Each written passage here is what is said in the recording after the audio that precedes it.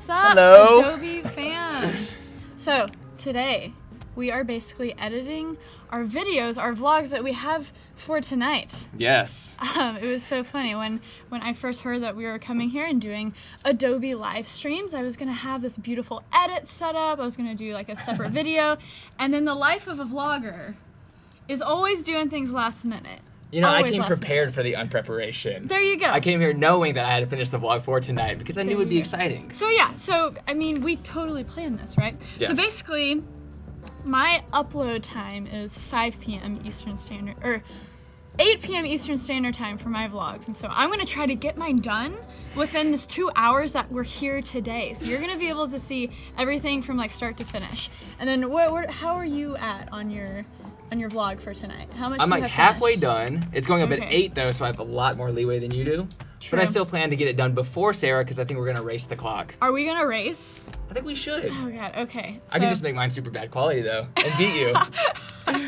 All right, so we're gonna start the vlog and then also be simultaneously getting some vlog clips right here. Oh yeah. So, all right. It depends. Are you gonna be switching in between both of our screens? So Michael's the dude behind the scenes doing all the magic. I will switch. I will do a Perfect. split screen. Even if I Yes. switch, the other screen will be in the thumbnail. Okay. So Cool. Don't open your emails. Ready? Amazing. So this is the Amazing. thumbnail right now that people see. So this is exactly what this is. Cool. Okay. I For love instance, this is yours. Hi, Mom. Oh, there's me. Oh, and we're on the bottom left. Beautiful. Yeah. And at also, that. I will put Sarah's screens also in the thumbnail. Cool. Perfect. All right. And this is Sara. Awesome. So I will set up the views Nice now. face. Nice face, Ready? right? Beautiful. Okay. Perfect. Okay. This is the And raw and people the will ask real. questions. So don't Yeah. forget There you and go. you can ask questions along the way. So we're gonna be like editing for 10 minutes, and we'll look up every now and then, Cool. and answer some questions. Do you wanna? I'll attack some of the questions if you want to go ahead and edit away. you do some questions. There you go. And I'm gonna start editing. David Milan says, "Hey John, I love your skate vlogs. I love the fact that you love them, and I love you. Aw. That's amazing. Opinion on John Hicks' vlogging game. That is another vlogger in extreme sports. He does BMX. I think he's awesome. I think anyone who vlogs action all the time is really, really, really fun to watch. And it's cool. All right, I'm going to dabble into my vlog as well because I got to beat Sarah. Nope. Nope. Nope. So basically, this is the outline that I have. The outline. So I have the first 10 seconds. Got some awesome drone footage from Sunken City, California, and then I just have some talking parts. And then I have a Q&A. This is the only part that I kind of have edited. It's just a Snapchat Q&A that's going to be in tonight's vlog. So a lot of you guys ask questions. So there's a Peachy fam, a member of the Peachy fam now. And so usually when I edit vlogs, I just hop right into it and do it straight from the beginning all the way into the end. But today I was gonna ask if you were do you that. going to ask that, I John? was, Yeah, but you so, nailed it. But sometimes with bigger vlogs where I have multiple pieces over like multiple days, I do it in chunks. So Snapchat Q&A, that was something very easy for me to do. So I just got it out of the way to get it flowing. I feel. You know, do you do it from start to finish? I do it from start to finish unless there's something that I'm really excited to work on that's a part of it. So if I Right. edit or film something during the day, that's extremely exciting. I'll usually just dabble into it, find a song for it, especially a part that I know is going to take a lot of time. For some reason, I like getting the more difficult parts out of the Right. way. Right. But pretty much start to finish. Are you going to edit with your headphones first?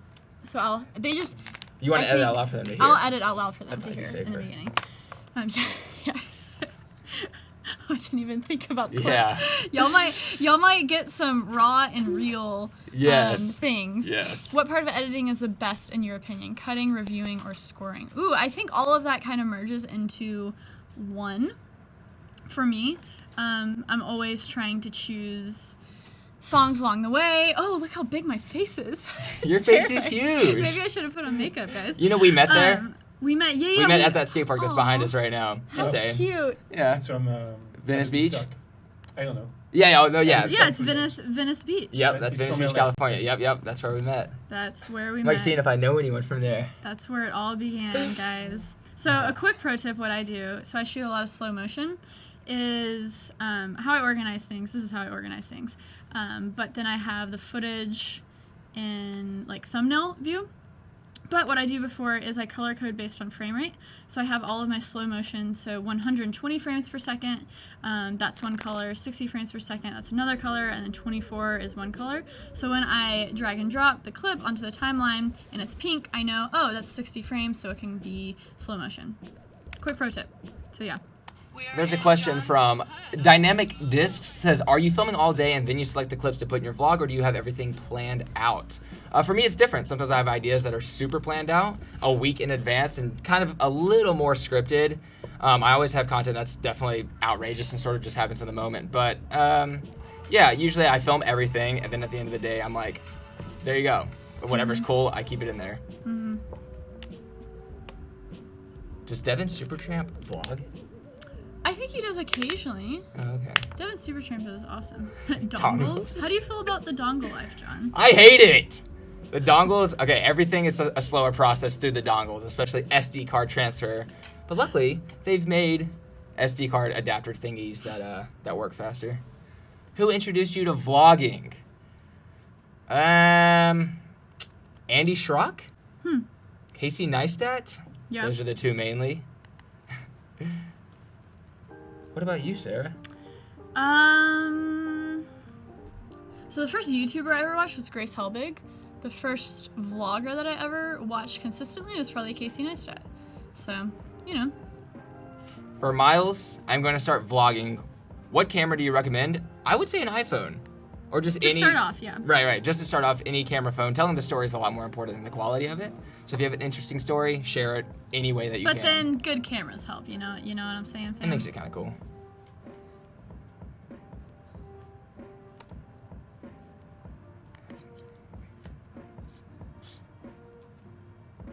What gear do you guys use? We're super into the Sony products right now. Mm-hmm. Actually, I got into it because Sarah's like, you should look at this, and her content looked better than mine, and I was like, no, I can't let that be. I have converted all of my friends to Sony Life. So, and I actually have my Sony to Canon video coming out very soon, if y'all are curious as to why I switched, because I used to be hardcore Canon. Why'd you switch? This song is dope. You gotta watch the video. Yeah, you're gonna have to watch the video. You're gonna have to watch the video. I don't know if this is gonna be awkward, but I'm gonna dip down into the edit for 10 minutes. Do your thing. All right. Are you gonna keep answering questions? Yeah. Or should I? I'll keep it live. Do your thing. All right. How do you push content and begin getting a fan base? I would say try working with. To me, this was the fastest way to grow. Working with people who already have bigger channels. If you have something to contribute to them, hit them up and ask, hey, I have this idea for this. Hit them up via Twitter is what Sarah always recommends. Mm-hmm. But for me, I was in the skate world already. So when I started vlogging, it was really easy for me to reach out to people and say, hey, I can skate. And they were interested in sharing that kind of footage, especially if I could just supply footage to them for their channel. So it's a lot of sacrifice at first, sort of just giving up, what you do for other channels to help them grow. And then in return, they help you. Value. Provide value. Yes. Don't just go to people asking them to do things for you, because those important people that you want to talk to and want something from, they're busy. Right. And so you gotta give them a reason why they want to work with you. Yeah, and something that people always say that I don't believe at all is that asking never hurts. I actually think you can totally have a bad, someone can perceive you as not a fun person to deal with if you go ahead and just ask them for favors right off the bat. So be careful with what you ask. It's finding that balance between being bold, but then knowing being the appropriate time. Right. Yeah. Right. Right. Pretty smart. Thank you. How long do you typically spend editing? It depends. If I have time, I'll spend 4 or 5 hours. If it's sort of more rushed, I can do one in 2 hours and that I'm happy with. It's just I like to add little funny tidbits that sort of take a little longer, maybe some effects here and there. Yeah, so typically 2 hours, I would say, to 3. I always take longer. Well, not always, but especially the vlog that I'm editing right now and the vlog that I edited, that's a weird word. Edited for last night's vlog. It's super montagey. And the more montage and music that's incorporated, usually the longer it takes. But those are the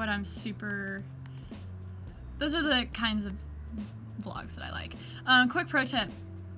I don't know. So Adobe Premiere Shortcut. Words are fun. Adobe Premiere Shortcut is the period or comma, I think, but I changed it to N because I do all my shortcuts with my left hand. I've changed that. And it's basically called overwrite. And when you have a clip, instead of like setting your in and out points and then dragging to the time like that, you can just like press the button period and it actually drops it on the timeline. So it's a quicker way to do things. Just getting together a driving montage of sorts right now. So there's a thing, Kevin Monahan says some free music on YouTube, free and royalty free. Makes me think of the idea of how to get music royalty free for your beginning vlogs. And for me, I have no idea what you did for this, but I would reach out to people via Bandcamp and just message them and ask them if I could use their music as long as they weren't signed with a label, because then there's a good chance that it's not.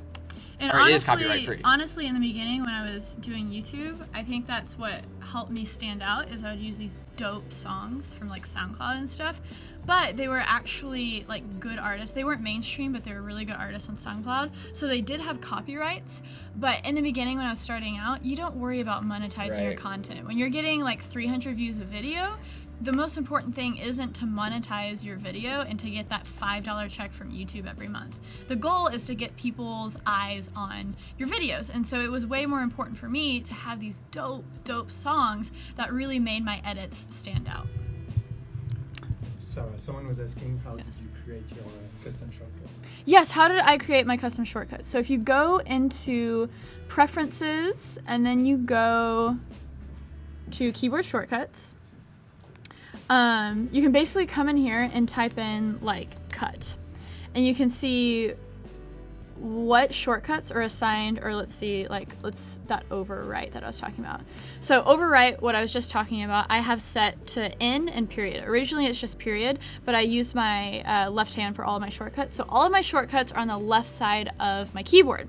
I actually have an entire video dedicated to this where you can go and download my shortcuts.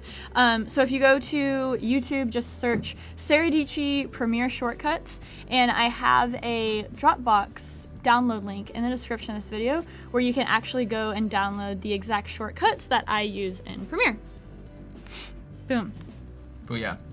Did either of you guys go to school and learn how to use Adobe products like Premiere, or were you guys self-taught or through YouTube? Grant Benesh. I just use YouTube. There are so many tutorials that you can find, and it's really easy, I think, to figure out how to do the basics, and from there you sort of just learn throughout. You'll figure out things that you want to add to your videos. You can find any of that on there's so many videos on every single tip that you need on YouTube. Yes. The internet is your friend. And that's why I had like a lot of good mentors in my life who I was really involved in music in the beginning of things. I was like in a band, I played guitar, and so I was really involved at like my church and different opportunities. And so when I was into the music and I was doing a lot of stuff involved with music, I would then be asking all of the cool creative people around me who are in video, like, hey, I think I need to make a music video. How would you do this? How would you do that? And so it was like several years of just like asking people questions who were already, like who were in the field that I wanted to eventually be in video. And so it just started with that, it just started with, hey, I'm in a band, I want to make a music video. What software should I use? What camera should I use? And it just started with my dad's Canon T3i. I would go and shoot some of these like random music videos and these random school projects and stuff, and it was fun. And so I just, I started in high school. So I started probably freshman year getting really serious about it, but I was always making silly videos in middle school. And then just year after year, I got better and better, and I kept asking people questions, and I kept working. So I was volunteering a lot. I eventually had a job in social media, and I was learning more about it every single day. So definitely surround yourself with creative people, but then you have to give them a reason to like pour into you.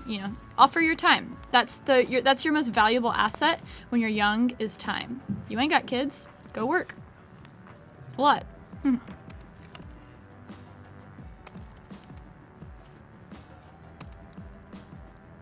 John, make a fingerboard video. I've made so many. Yeah. Just type in John Hill fingerboard. You shall see some. Perfect.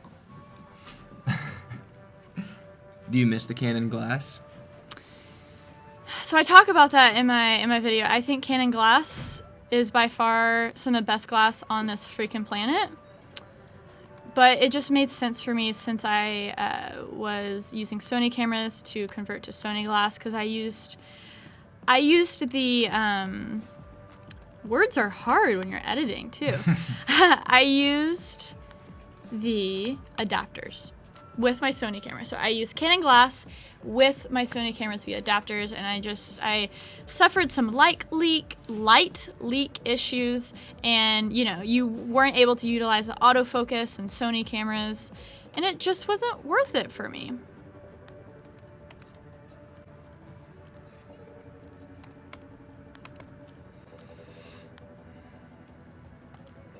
So something I use a lot, I like to cut to music, and so and it's nice when you bring in music that you've previously used.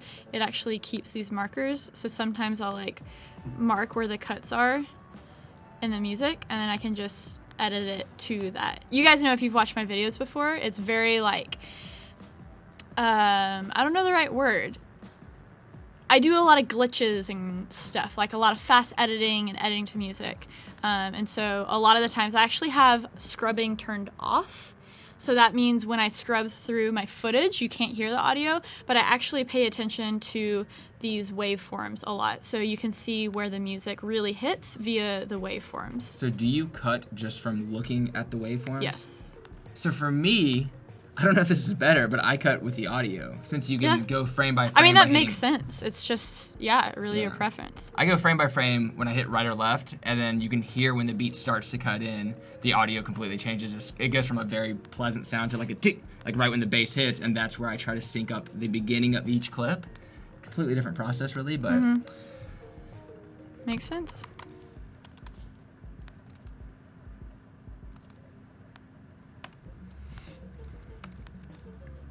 Sarah, where is it from, this footage? What's that? The footage you're using, Sarah, where is it from? So this is on our way to San Pedro. Yeah, we hung out at San Pedro, and where else did we go? Or is Sunken City in San Pedro? Yes. Yeah. So for Laura, says this seems way over your head. Try to give a very basic description of what you're seeing on, I guess, Sarah's screen. Yeah. On the left, top left, that's just the footage that she's watching via her media. What's it called? Yeah, so basically you have your project folder, which is over here. And this is where you can organize all of your assets. And then I have my footage folder. These are all the clips from the day. And I'm basically just viewing the clips in the preview window over here. And then you drop them into your timeline, which is down here. And then what you view here is what your final video is going to look like. So this is what my video looks like so far, and we'll compare it to what it looks like in like an hour and a half. And hopefully I can finish it. For Gabriel, how do you adjust the speed of your clips? So there's two different... Command R. Command R. Yeah. There you go. How do you do it? That's it. And my poor computer, I'm working on a 2012 MacBook, and it lags with this 4K DJI footage. DJI Mavic Pro. It's a drone. Mine does as well, so don't feel bad.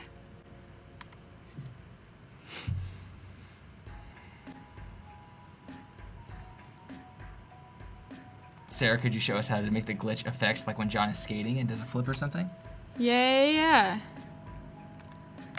In a minute. When we get to it.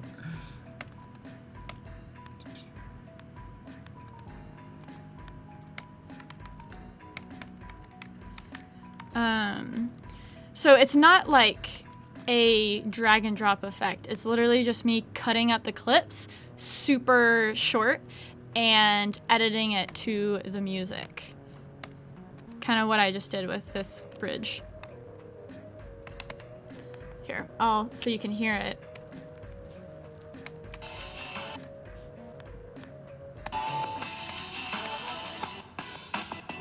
So the I basically just saw that, from the waveforms, and then lined up the cut of the clip with the start of that beat. I'll edit out. Nice. Okay.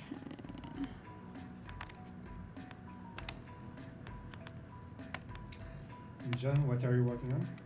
Right now, I am working on a montage of us in Sunken City as well. Yours is going into Pedro, so mine. Yes. Right now, I have to work on the drone footage that.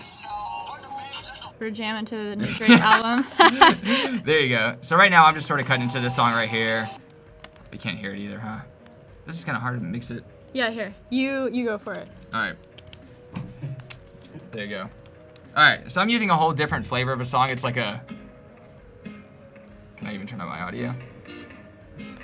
But yeah, so as we were saying with the audio, to match up the beginning and end of the clips, it's really hard to hear it, but like, so I keyframe throughout and you can sort of hear little noises, but when the bass kicks in, I can hear it like right here. There's a difference in the sound, and that's when I put at the beginning of the clip.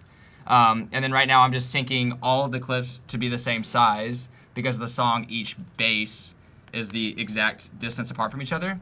So I can make each artsy clip the same size and just sort of put it throughout like this, and it works out perfectly with the music. So yeah. Hopefully we don't say anything crazy in my audio. Yeah.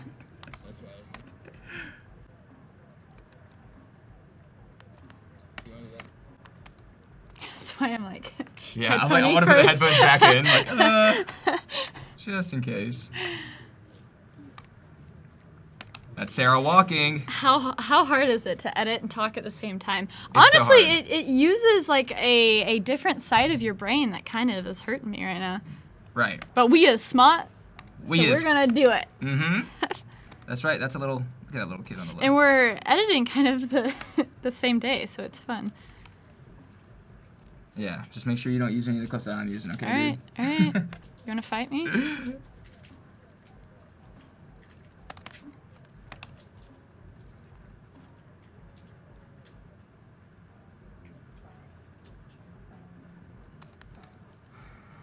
The rule is basic. Don't use other people's music unless you have their permission.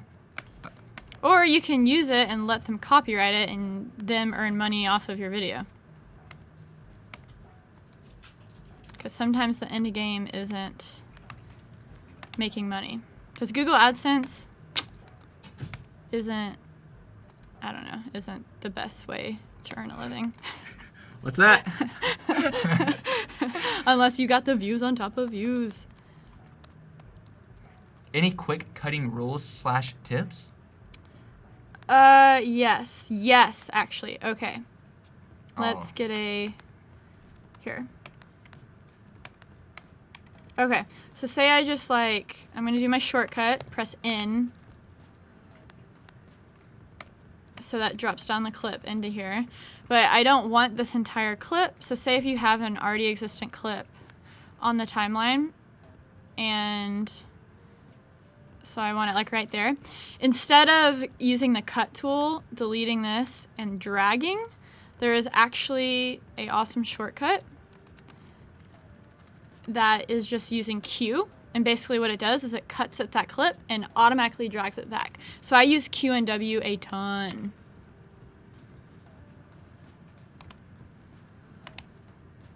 Oh, bro, you didn't land that trick. Can't put that in the vlog. One. I got the next one. God. Come on, John. This is a pretty sick clip.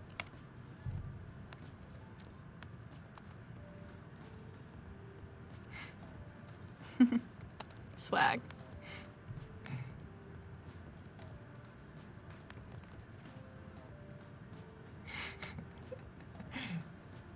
This is like people recommending tricks to do. Amazing. I love that we got like some skating fam here on the Adobe live stream. Oh, and here's John being famous again. I'm telling you guys, I can't bring him anywhere. It's exhausting. This little kid looks so much taller than Oh you. my gosh. We're on stairs. I'm just short. I'm sitting on a box. Slow Look how... I was about to... Never mind. What? How short is that kid to the left? Kid's like 6 and I'm as short as him.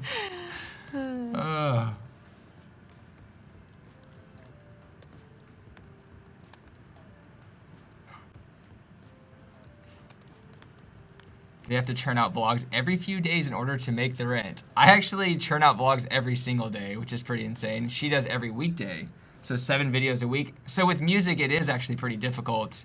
If it's not copyright free, we don't really have time to negotiate pricing or anything. We need something quick. Right, and I do believe that the promotion of a song is absolutely worth letting us use it. Fine, now I know whose screen is showing. This is all Sarah's footage.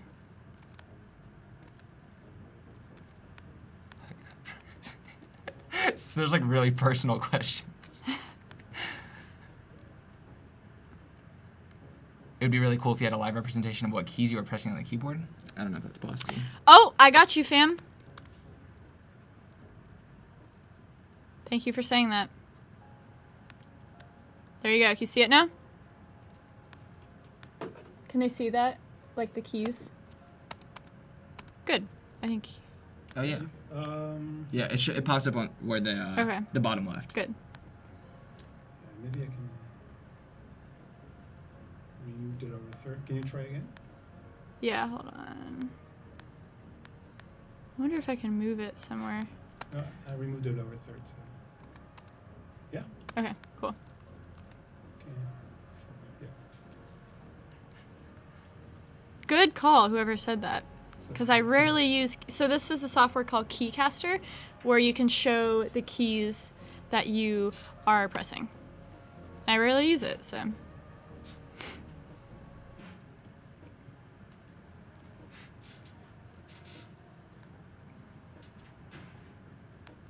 You're welcome, Jake.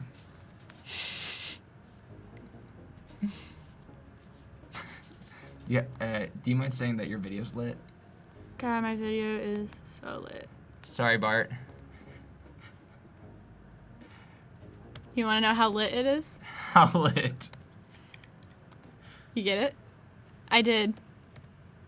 Oh my. Because someone said, when you say that, he's done, and you just put AF, he's so done. John, would you ever collab with a small YouTuber that's non-skate related? I definitely would if it sort of matched up with a video idea that I have, because sometimes I pre-plan, and I do search for people who can do specific tasks that I think will go well with a video.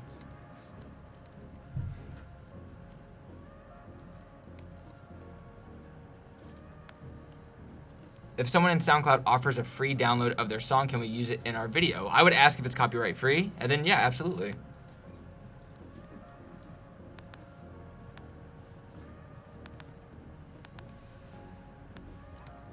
Sarah, do you use LUTs? Or do you manually color correct?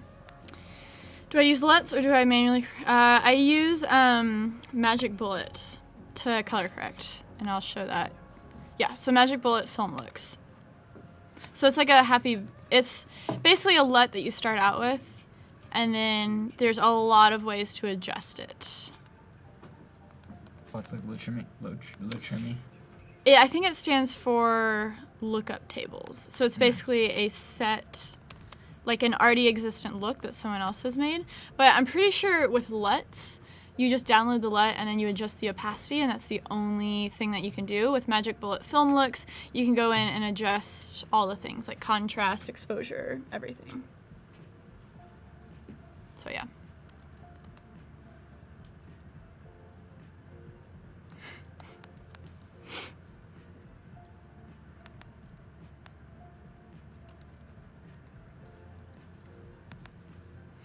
Looking forward to the color correction part. I think we do that differently, right? Do it? We do that differently, right? Yes, yeah. And actually, yeah, I talked about color correction a lot. My last Adobe stream. Ooh, boy, you getting that. Oh, you didn't land it. God. Told me you didn't even care if I did it again, so I stopped. Really? Mm-hmm. Maybe. Okay.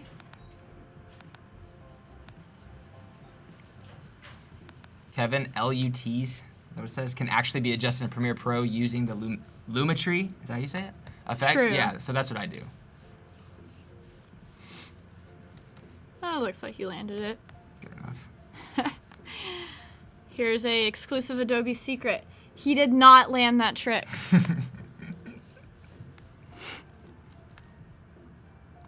but he always lands things. It's a very rare moment.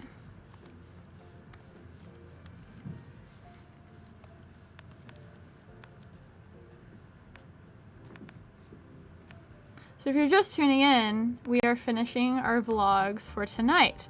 So you're getting to see basically a preview of the vlog that y'all are gonna see tonight from me and John, from John and I. From John and I? Let's see, you take out the other word.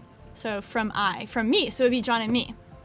So you get a little English lesson, right? Yeah, it was a pretty harsh moment in my life just now to deal with you doing that. Yeah, so the trick with that is basically you say the sentence without your name. So you are watching John English and 101. I's. I'm a college dropout. Stop. Do you have any clips that you're about to slow-mo?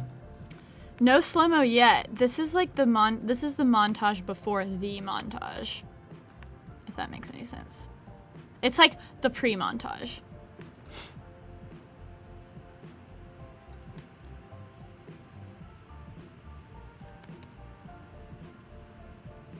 We're so weird. What's the most important part of a vlog? The story? I would say I guess the story and what you're trying to do. But I mean, the entire thing. It's actually really crucial to keep every second of it as entertaining as possible, especially on YouTube nowadays, because there's so much good content on it. It's super important to keep everybody focused at all times. So when you're editing, you have to think about every millisecond. Cut the clips right when someone's done talking, right before they start talking. I mean, like the actual key, or yeah.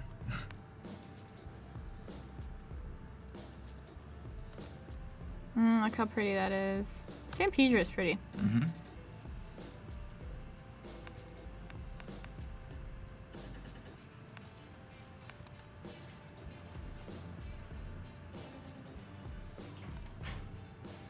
Quick pro tip: when adjusting audio, whether it is on a song or a clip, instead of pressing like this tool, pen tool, to adjust that, all you have to do is with your mouse just press command and then click on the audio clip, and then you have command click makes those bullets, and then you can just adjust accordingly, and it makes it super quick.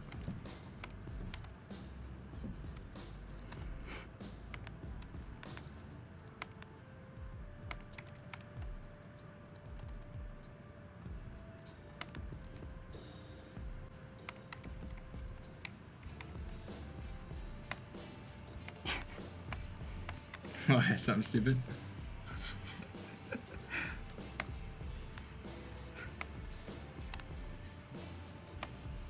And it's fun because on this, John and I have been hanging out. So like every day after we go and film stuff, it's like we go to a Starbucks or something and sit down and basically edit the same day. Right. And so it's fun. It's fun to see that. So that's what we're doing right now. We're editing the same exact day.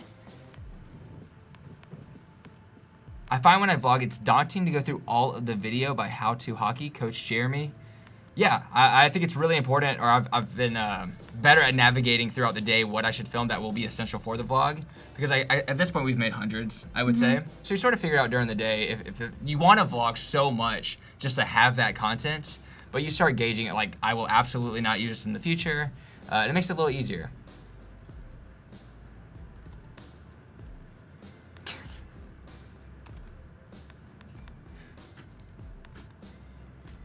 How long do you typically make your videos and why?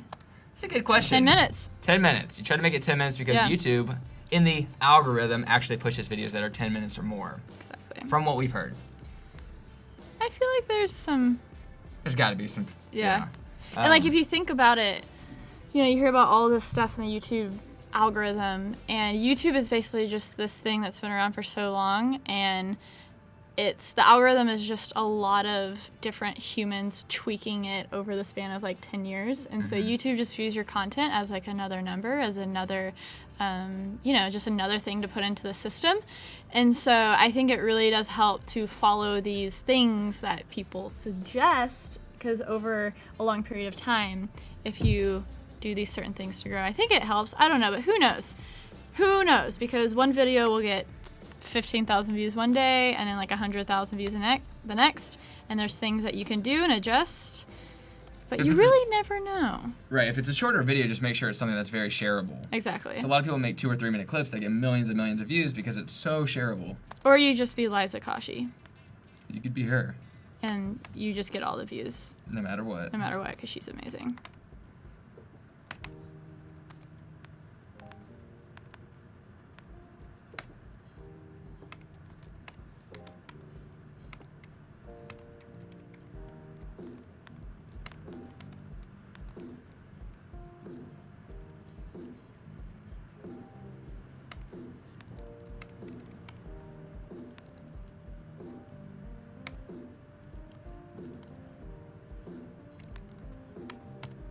So the keystrokes that you're seeing is basically me setting the in and out points and then speeding the footage. Like I basically changed J, K, L, I, and O over to the left side of the keyboard so I can use it with my left hand.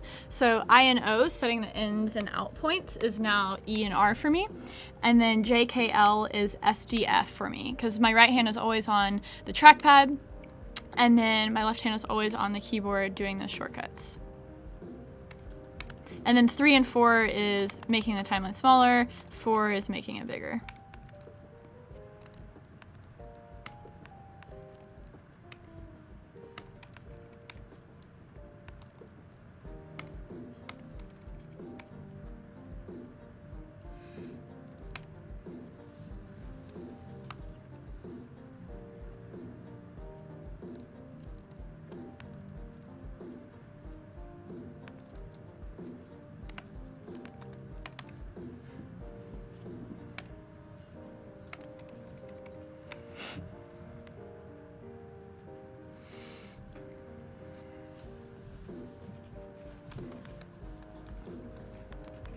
Are there going to be any Photoshop live streams anytime soon?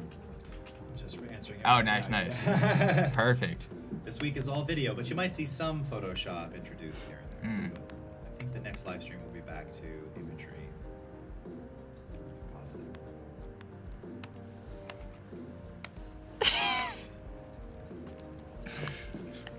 Good thing the headphones are in. Oh my gosh. Yes. There's a lot of, the vlogs of us being together this past week, there's a lot of laughing. Pretty ridiculous. We'll literally just be editing and like dying. I'll be like, what are you laughing at? And it's like, oh, that's that time that I tripped over my face. Yes. Or I've somehow documented Sarah being falling. injured Oh my gosh, twice. yeah. Yeah. Keep And the they camera on were Sarah. in yesterday's vlog. It was me eating it on a skateboard and also over a curb yesterday in LA, or a few days ago in Culver City. This is so ridiculous.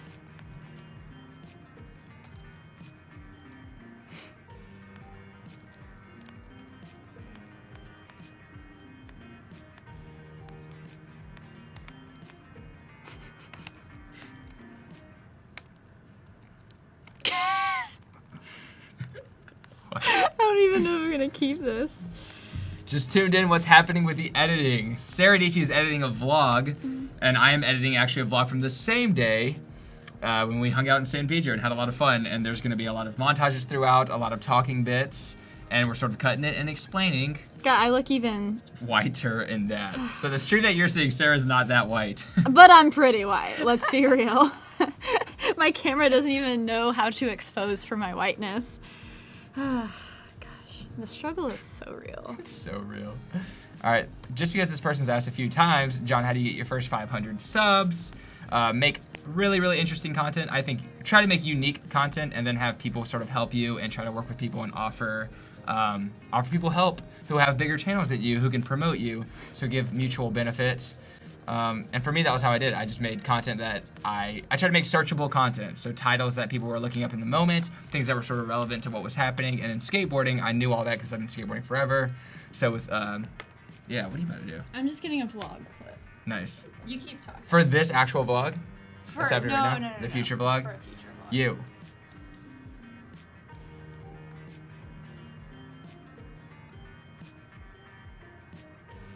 How do you censor cursing? Do you have an easier way of just cutting before and after the clip and then moving the audio down? No, if it's something I don't know. I usually don't have clips that I'm gonna put in the vlog with a lot of cussing, anyways. But if there is, sorry, female version of Casper the Friendly Ghost. All right, see you guys next Later. time. Or was I even here? What were we saying?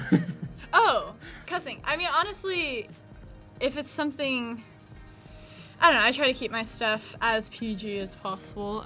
But if there's a bad word or something, I'll just, like, say this is a bad word. I will just, like, cut and then delete that. And it'll just be, like, a little gap. Right. What was that face for? when we were like sitting down, like, look how much better we're gonna feel after we eat, and then I snapped, and you're just like crying in the car. Yeah.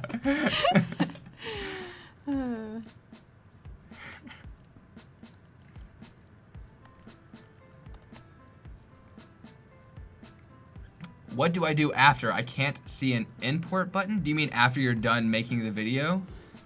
From there, you just go to File, Export, and then Media. And then you figure out all the settings, and you export it, which I think sometimes you don't have to change the settings, depending on what you're doing. For YouTube, there's literally an output name, YouTube. So it makes it easier. Or not output name, but preset. I actually learned that here on Adobe Livestream from Michael. He was like, why do you... Face. Let's Stop just, like, showing that to focus people. on John's face Stop. right now. There we go. That's a little Beautiful. cuter. Yeah, I used to just do H.264 and, like, a random setting of some sort. And then Michael was like, yo, why don't you just use the Premiere YouTube preset already? Because you want to use that in Premiere. Because Premiere already did all the work for you, and that's the exact setting. I'll show you. It's the exact setting that YouTube wants.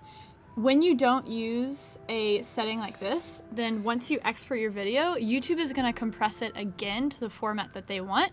So just skip that step entirely and just go with the YouTube 1080 preset, and it won't compress it again. So there you go. So there you go.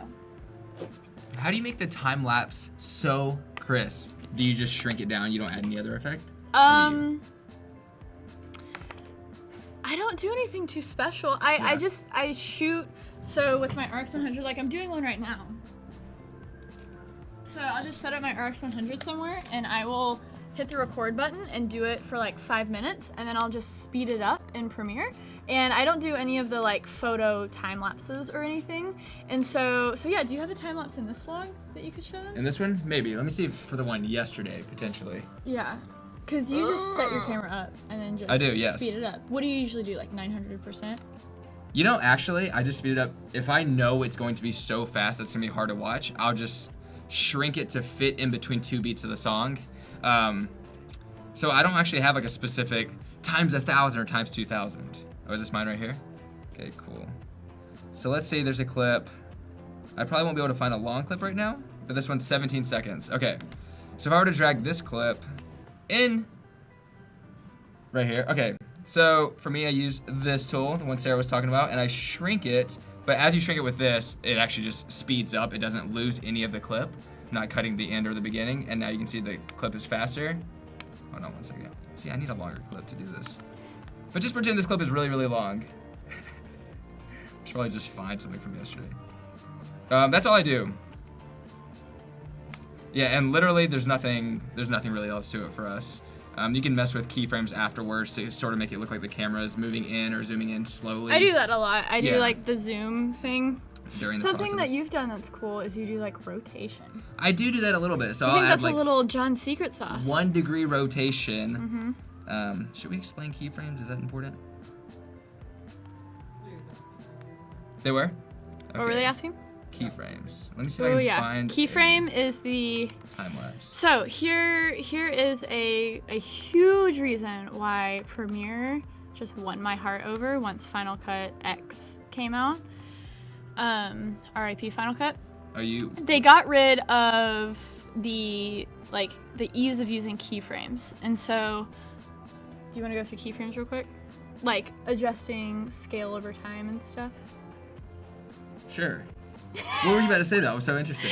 No, like Final Cut. So basically, when Final Cut went from 7 to 10, they got rid of a lot of the just ways to use keyframes in a way where you can click on it and then go into effects, and you can adjust any attribute with a keyframe. So if I want to scale over time, I can hit this, and I can adjust the keyframes over here. So they got rid of that, and that's when I was time to go from here. Keyframes are huge. You can do anything with keyframes. So for this, okay, see, this is the time lapse right here on my video. And as you can see, it pans to the right a little bit, and basically from here, I just go to Effects Controls after clicking the clip itself to make sure you're on the right clip, which a lot of times is a mistake that I make. And then right here, you can see that this clock right here that my mouse is on is selected blue, and that's to initiate the keyframe process. Let me turn it off real quick so you can get an idea. So right now, it's not panning. So start at the beginning of the clip. And then you have to zoom in a little bit to make sure there's no black showing, because this is what it would look like otherwise. See the little black on the left? Zoom in. Am I explaining this? Okay. Yeah, great. And then position it a little to the left, because it's going to go from left to right for this one. You know what, I'm going to add a little rotation just to give a little extra effect. Add a keyframe right here for rotation by clicking this and clicking here. And then you just pan to where you want the keyframe to end, where you want the transition to end. So for me, it's always the end of the clip. And then right here, this is kind of hard to explain, but you can see this little sideways, I don't know, it's like an arrow is pointing this way. And then that's how you know you can click and hold down and drag to the left a little bit, which makes the whole clip move to the right. It's pretty hard to explain while doing it. And then you just go as far as you want it to start and finish. So I want it to go about here. And then for rotation, let's give it 1 degree and see the effect. Yeah, so you can see it slightly rotated, and now it just looks like this. And that's my keyframe process. Good job.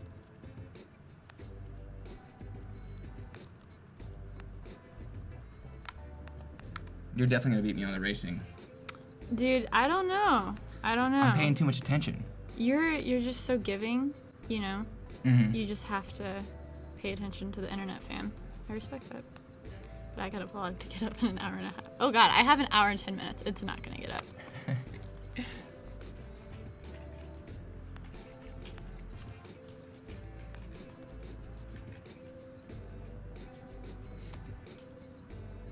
You got an awesome pickup line here. I do? Or not pickup line. You're just like, you know what, Like this to place. get the ladies? Yeah. Nice. This place reminds me of, Sarah. You're like you, because it's so beautiful. Dude, don't tell anyone that. Aw, it's gonna Keep go that in the on vlog. the DL. Delete it. I'm just kidding. John, what drone do you use? I use the Phantom 4, which is the Big Daddy, and I bought a camera bag specifically for it. Sarah Dietschy uses the Mavic, which is smarter, but came out after I already bought mine, so He's jealous. unfortunate. But mine is higher quality. By like very slight, right? You what? Doesn't mine have higher quality? You can shoot 4K at 60 frames per second. That's right. Which is kind of a big deal. Mm-hmm. Not to brag. Well, it's nice.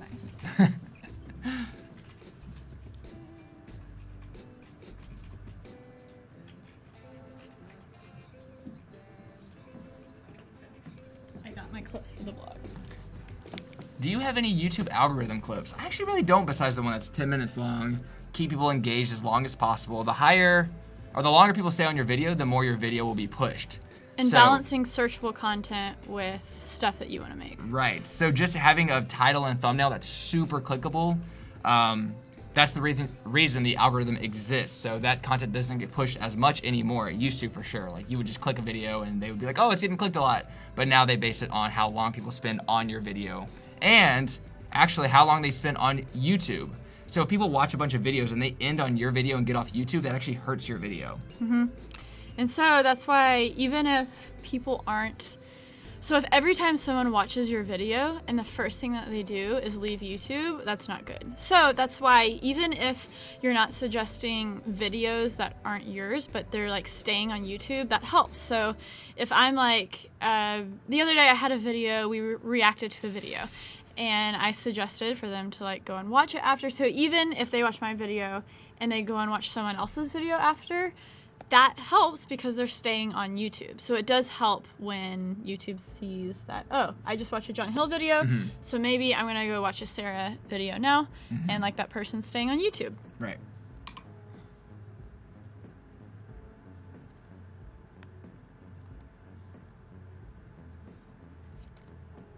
All right, getting into some drone footage here. Let's do you guys see use the warp stabilizer? I actually never do. Yes, but with very, very selective clips. Only with clips that need a little bit of help. Ooh, guys, this drone footy. How do you think a video title's reasonable clickbait? Yeah, I mean, I think Casey said it best. The point is to intrigue, not to mislead. If the video has nothing to do with the title or the thumbnail, then it's absolutely clickbait, and that's gonna hurt your video overall. But if it's a vlog, let's say, where we show our entire day, the title can't just be our entire day or vlog 275. It has to be the most interesting part of the day. So I don't know. I guess you can gauge what clickbait is from there, but I feel like it's not, as long as it's not a lie.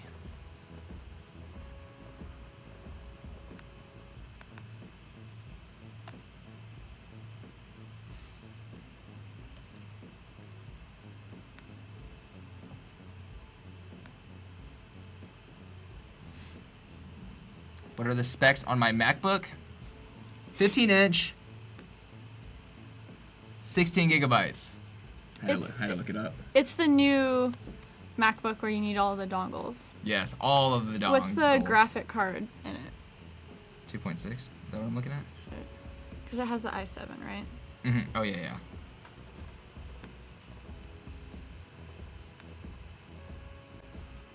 My Now you computer, know. this 2012 MacBook, struggles with this 4K drone footage. Same here, though. So even with mine, about to see some epic drone. No, you're not. Oh, yeah, my drone's messing up. I forgot. Dang it.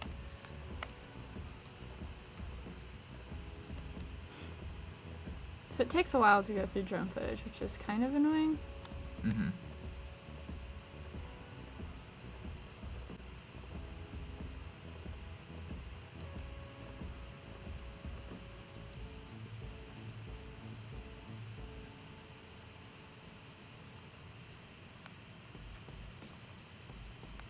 So I shoot my drone footage in 4K and then kind of just scale it down.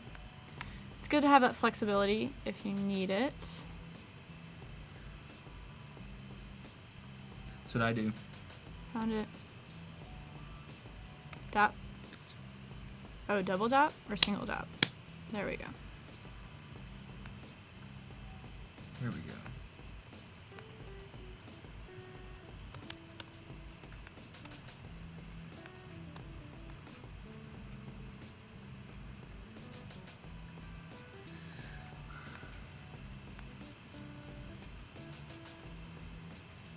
Oh, so they can see my screen on the top right? Alright, as you can see, I think, right? Can they see that? We can make you full screen. Cool. Just gonna say that my footage is clearly way better than Sarah's. Because I'm filming the rocks. Also, though, That's the cool part. What? you can see that.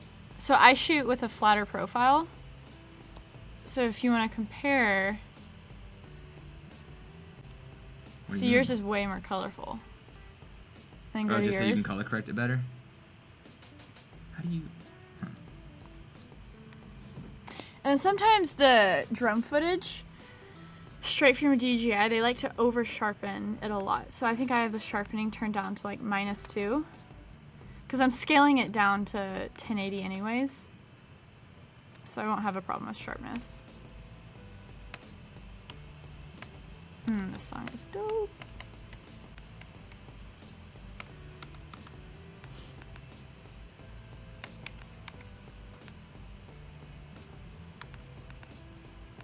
So we're gonna get some slow-mo action in here for you guys.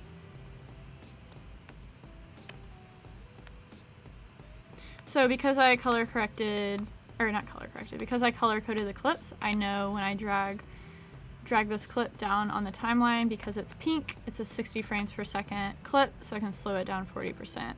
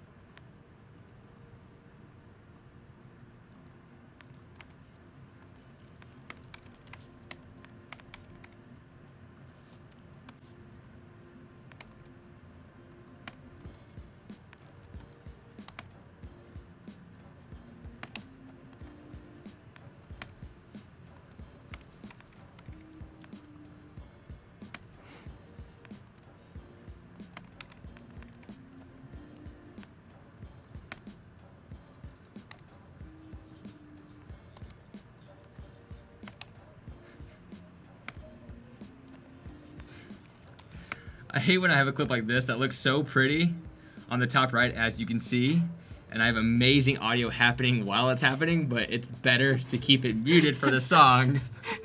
But it's so funny, our conversation. It's probably good that you have headphones on right now. Oh, it's so good. Yeah, we're just Yeah, talking about the dumbest stuff. But it's a hard balance in life, my friends. Deciding on what should be artsy and what should be funny.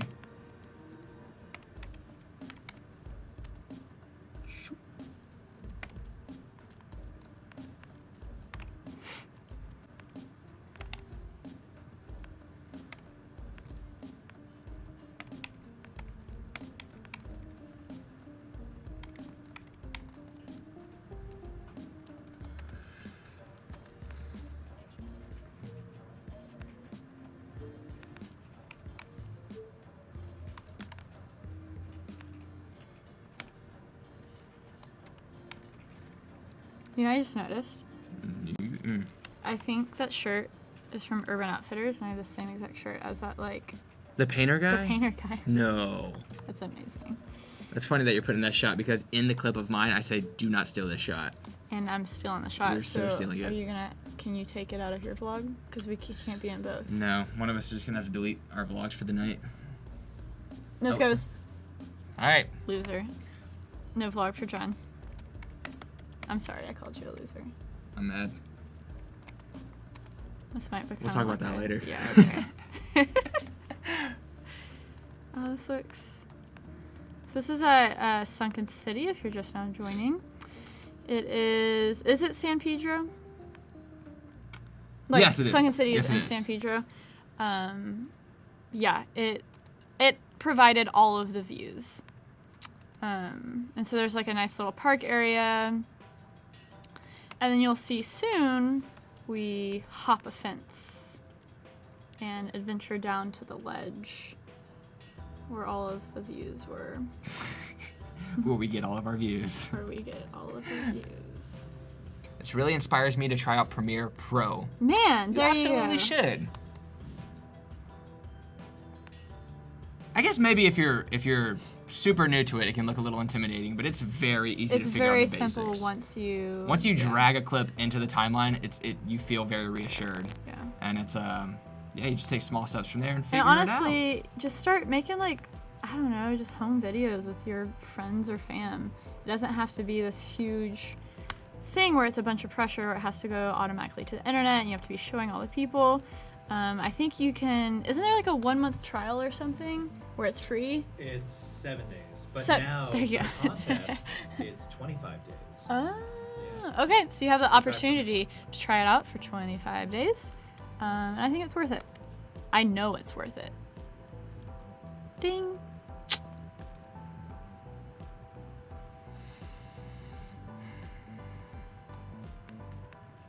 What are some tips for iPhone footage in Adobe Premiere Pro? Works the same as any other footage. Although it is tricky, do you ever find that your audio messes up? Like your audio, it doesn't have to do with Premiere. I know what you're saying. But when Yeah. you bring it in, for some reason, when I bring in doesn't sync? iFootage, yeah, it doesn't sync very So well. for mine, I never deal with that. You just let it But there happen. was no, I don't have to deal with the. Oh, okay. Yeah, it doesn't desynchronize. I know if I drag it, because you can AirDrop it to your computer Mm-hmm. and then just put it in whatever files or folders that you keep all your other footage in. Mm-hmm. But if I drag it from download sometimes instead of importing it, sometimes the audio will be missing. Okay, So interesting. it's a weird little, So just make sure to right click into your folder and put import and then grab the clip from the actual folder. Do you use image capture to bring in your clips? For iPhone, yes. Yeah. So basically, when using an iPhone, how to bring in that footage is connect your iPhone, or you can AirDrop, honestly. AirDrop is the bomb for just single clips. You can go into image capture, just like search it on your Mac. It's an entire app, and it allows you to see all of the images that are on your iPhone, and you can just click the clips that you want in image capture and drag and drop into whatever folder your clips are in.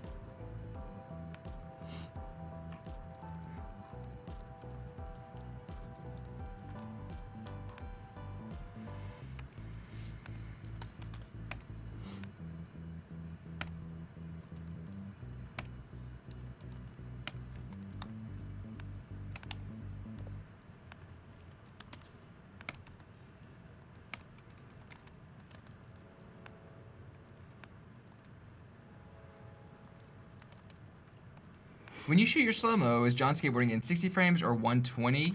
So many frames. So many. Is it so usually 120? it was a mix of things. So it was, I shot you in 60 frames per second, and I shot you in 120 frames per second, and then some of the super slow-mo you see at the end of the montage was actually 480 frames per second via the RX 100, which is just insane. I don't, because we discussed this, could you do that with the A7S, 480 frames per second? I don't think you can. I don't think there's that, like, I don't know if slow-mo. there is, yeah. There's like an HFR.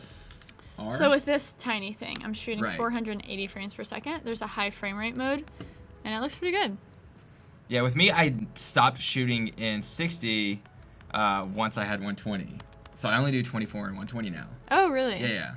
But 60 is when you want a slow-mo clip. You do it 60. And then you slow-mo down to 40. 40%, yeah. 40%, yes, to get that clean slow-mo. So 60 frames, reduce it down to 40. It honestly it depends how slow you want to go. But you can't go slower than that without it looking bad, I think. Well, no, 30 like, it it's starts like, to, well, yeah. Oh, and here's a pro tip that I never thought about. But if you want your clips not to look slow-mo-esque, but you want that footage to just have a little bit more room to breathe and for it to smooth out, you can shoot in 30 frames per second and slow it down 80%, and so that'll take your 30 frames per second footage to a 24 frames per second timeline. But it just depends how much you want it slowed down. 30 frames, you get a little bit, 60 a little bit more, 120 frames, a ton, and then 480 frames, it's just like game over. So slow. Are you still going to show how to do the skateboarding glitch effect? Didn't you show that? I mean, I showed it with the bridge, kind of. It's just cutting. Just cutting, right? Yeah. Yes. I'll go into previous videos in tomorrow's stream. Today's stream is kind of just like, will Sara get her vlog done for tonight? This is the real deal, guys.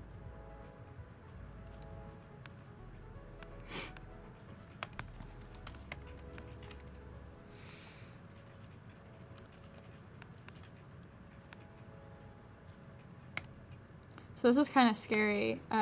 You had to, like, look how close we were to the edge. And you had to climb underneath this fence to get to the views. Yeah, and the people in front of us took forever. And if you fall to the right, You die. you die, boy.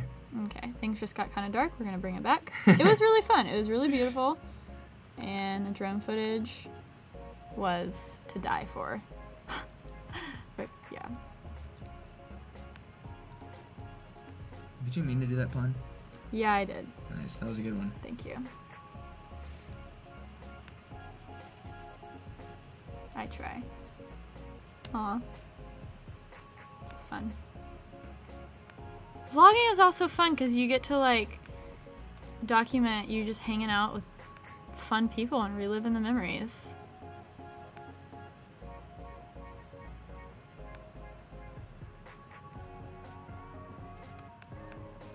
Thank you, Ollie Roberts. He said a nice thing. What did he say? He said, stay safe, John. Check out my channel for some crispy UK skating. Dope live stream, by the way. Keep killing it, you too. He's talking to us. That's so nice. Keep killing it!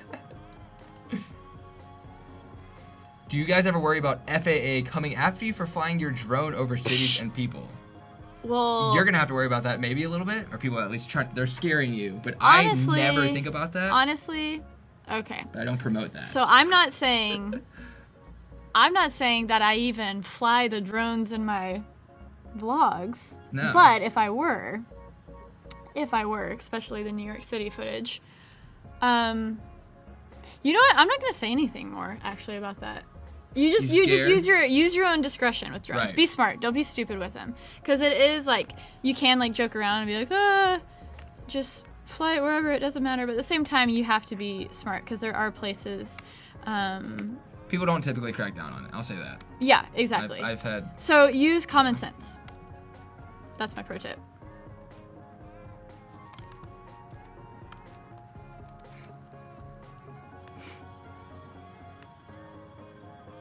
I am so happy in this clip.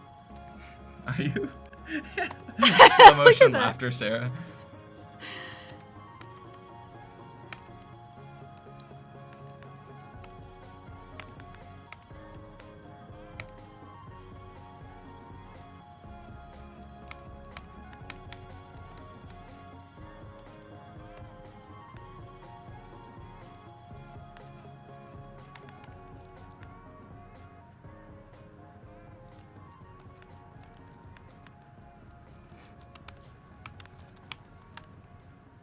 So this is the crazy thing about montages. You feel like, you know, you edit for so long, and then you look at your timeline, and you're like, oh, wow, I'm actually only 2 minutes and 50 seconds into the vlog. Hence why I did a Snapchat Q&A for this vlog towards the end, because I was like, dang, today was a very heavy montage day. It's going to make for that dope vlog content, but it's also not going to fill the time that I need to.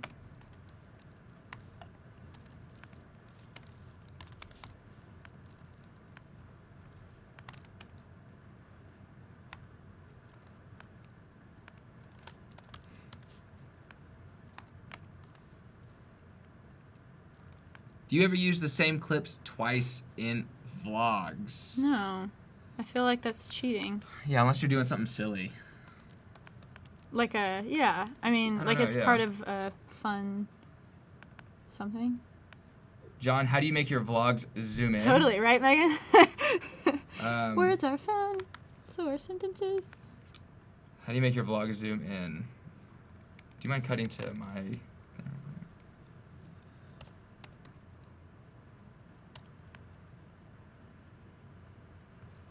Jason, can you cut to Cutting John's? yeah, just real Yes. quick. So this is someone wondering how I zoom in.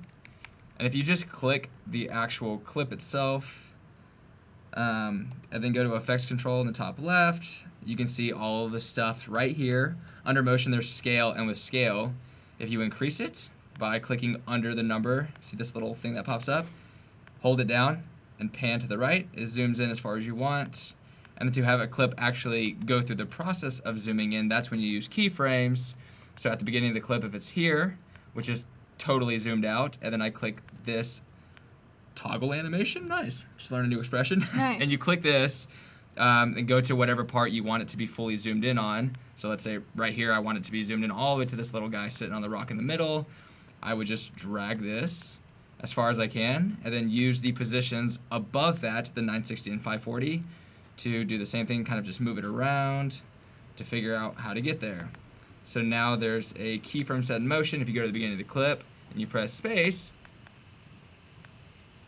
see that it zooms into the little guy. Yeah. And that is it. I do not like that though.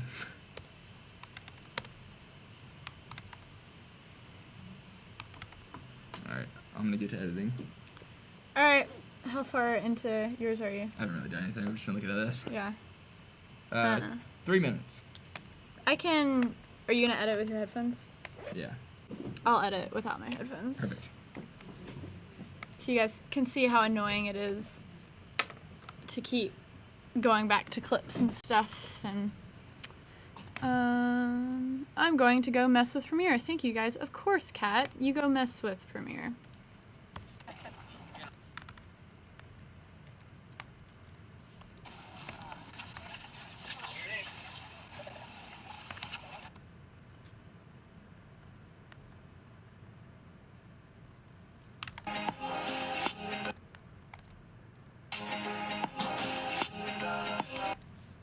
Oh, tiny tip as well. For the DJI, I have to cut the clip in half, so I have to scale it down to 50,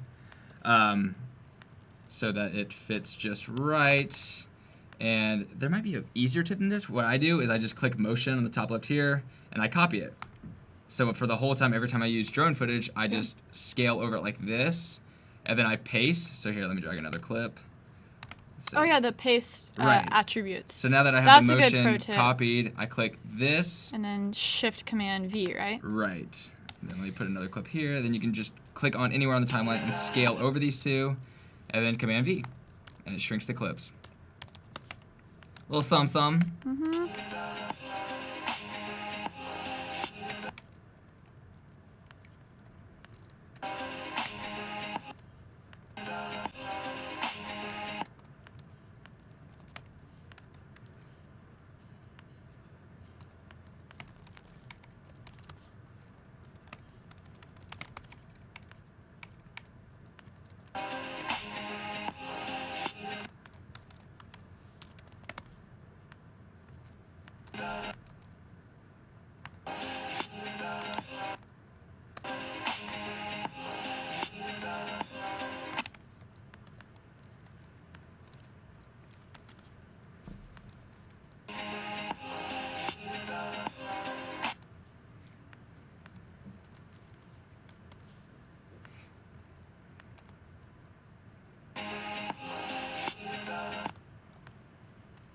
Just a quick answer about YouTube. How much do YouTube views contribute to income?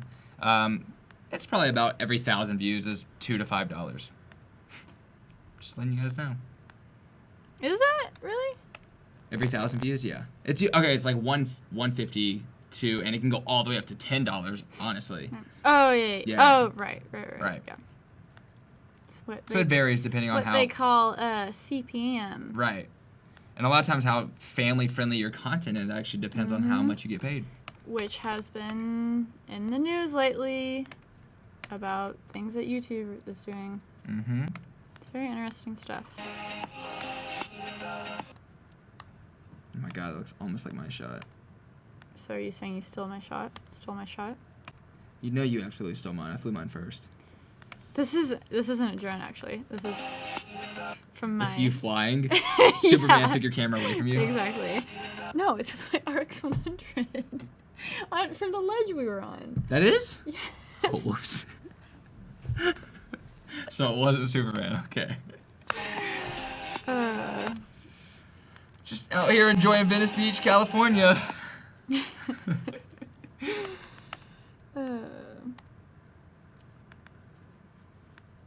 I just want to keep a long time lapse of the water. Look how pretty it is. Well, what if I do it before you? Yeah. What was that? Meh.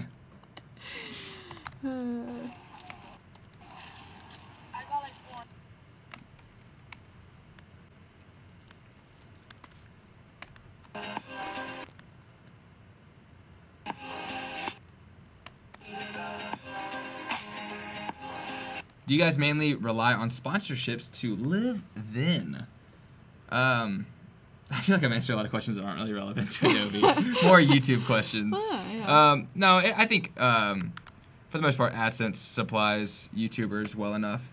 Big YouTubers. You gotta have a lot of, like, multiple streams of revenue. Right. So, like, brand deals and affiliate marketing, like Amazon links. So if you ever want to buy a camera, go find one of my videos and click on an Amazon link. Or if you want to buy anything from Amazon, that's how affiliate marketing works. So that's a big pro tip if you're a blogger or a photographer, or really anything. Look up affiliate marketing and how you can use links and, yeah, get money off of that.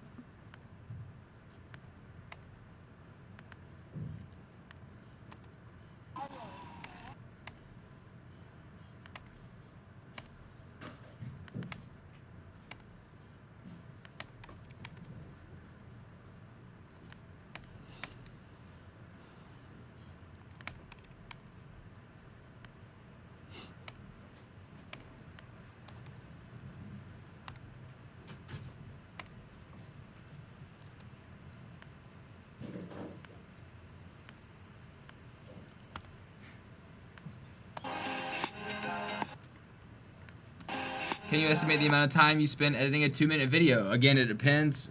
For the montages that I'm we're working literally on, on minute 3 right now. yeah, for montages that she's editing and the one I'm doing right now, they take a little longer because you have to cut it with the music. You need to make sure it's very precise. There's a lot of And elements honestly, involved. it's gotten worse in terms of how long it's taken since I've incorporated drone footage. Right. Because it takes me so long to go through this footage because my computer really can't handle it. I mean, it's worth it, but it's like I've been doing this for almost every vlog, the past few vlogs, and it gets to be a little much, but you want that quality, you know? It adds a lot of... But for a talking bit, you can just talk about something, and if you can speak well, you can literally just drag in a 5-minute conversation that's interesting or a story that's interesting. Right. And that's very easy to edit.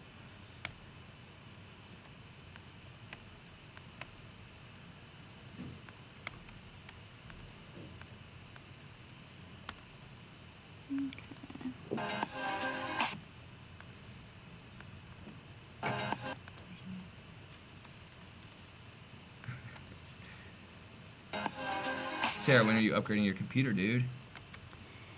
I don't know, man. We'll see if I have a, we'll see. Money.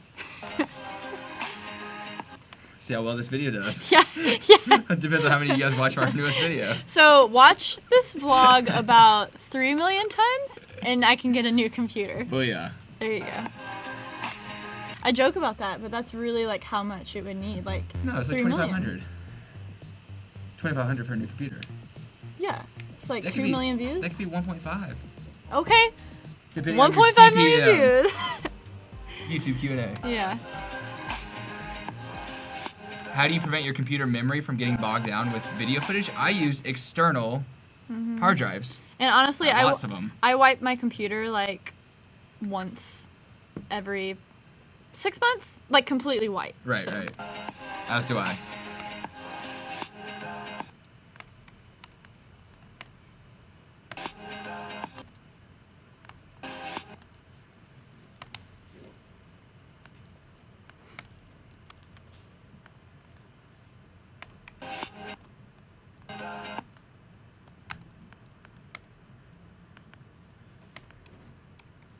I keep thinking my computer is the one that's being shown right now because we have so much similar footage. I know, it's weird.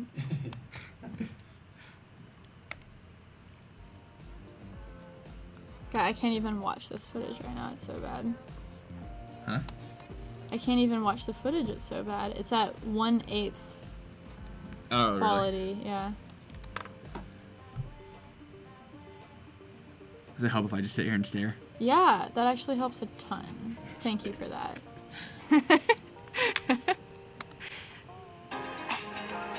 Have you ever lost your drone? That's an interesting question. I haven't.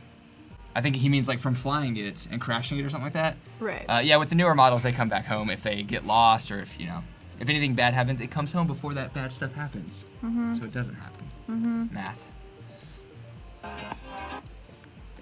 Do you guys use autofocus when walking and vlogging? I do, 100%. I actually use auto pretty much everything if I'm just straight up vlogging.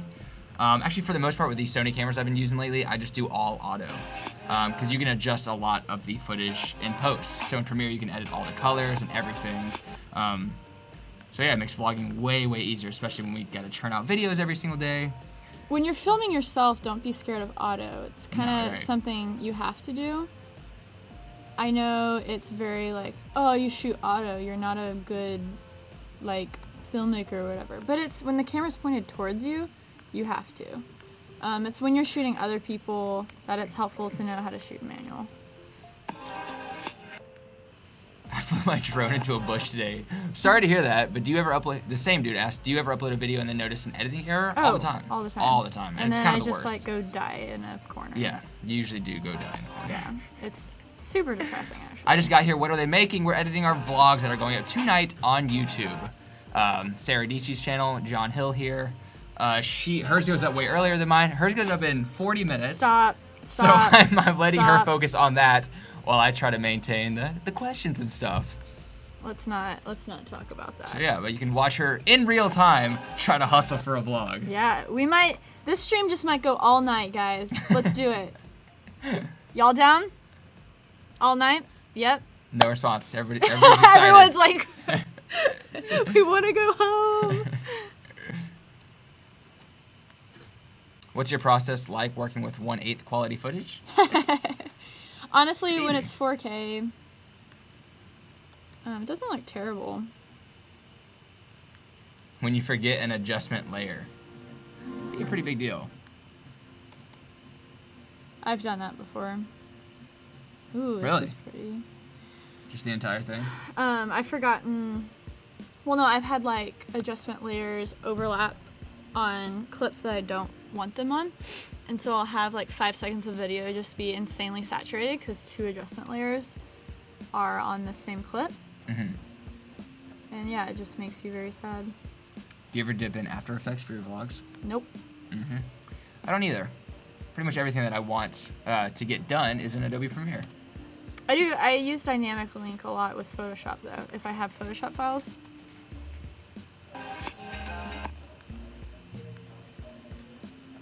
If y'all don't know what that dynamic link is, peep that.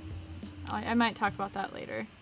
Sarah, I think it's better to mark the song according to the beat before actually putting in your footage. I've never heard of that. You telling me how to edit, person? I talked about that actually in the beginning of the stream. I actually had a song with markers, and I was editing to that. But when you're going so fast, You've done that? Yeah. That seems insane. If it's like really quick beats, I'll just sit there and like mark to the beat. But when you have a song like this and you can distinctly see the parts where the beats drop, you can just edit to the waveform. So, bless you, Megan. She just sneezed.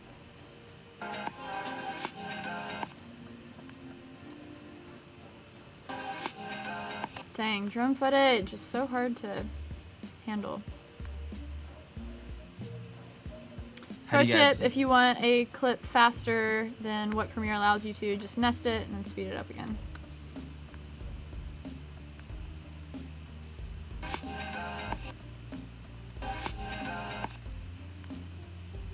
What were you gonna say?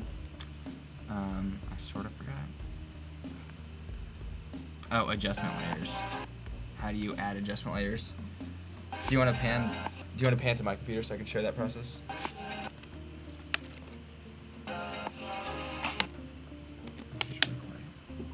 I'll put in headphones. Okay.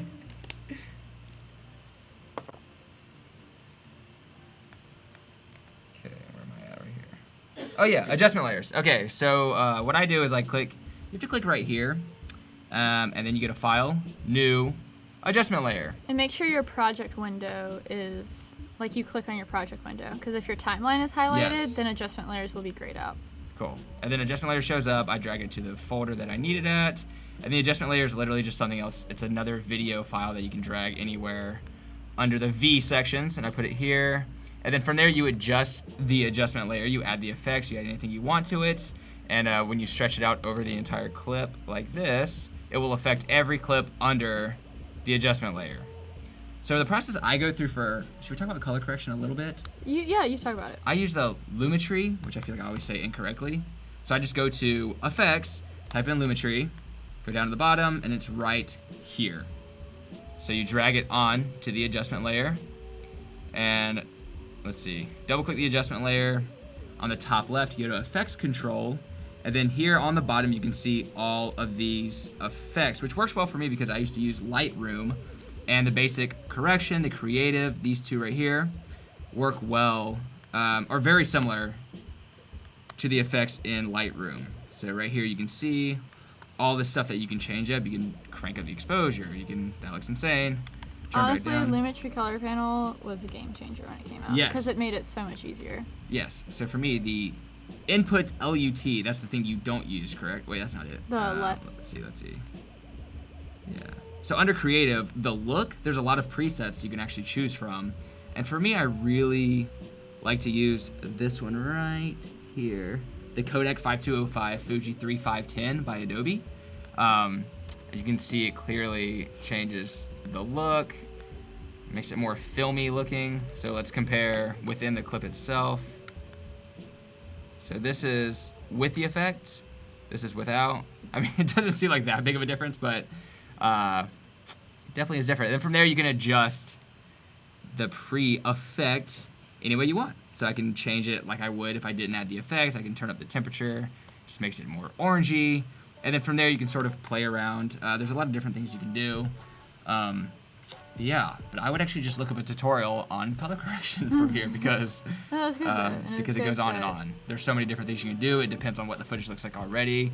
For And me, people don't know that there's all those presets within Premiere that you can Right. start adjusting. Right. So from here, it's really easy for me to navigate what I want it to look like. And if it looks a little blown out like it does here, that's when you adjust the highlights and then you turn them down. And as you can see, it's not blown out anymore. So yeah, you just sort of dibble dabble with that. We'll dabble. But I usually mess with the adjustment layer at the end of the vlog. So I edit everything first. I don't know if that's what you do. And then I drag in the adjustment layer, watch the whole thing as it goes, and then just change up each section of the adjustment layer because you can cut it up and edit the small sections of it. So if this clip right here looked different than this clip, and this clip was fine with the adjustment layer, and this one right here was different, I would just cut here and adjust this one specifically for the clip itself.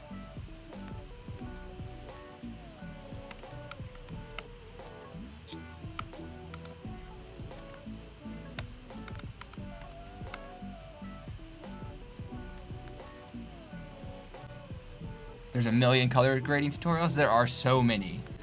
If you're looking up YouTube videos, just try to find a thumbnail that has a look that you're going for. Click that video, and they'll tell you how to do it.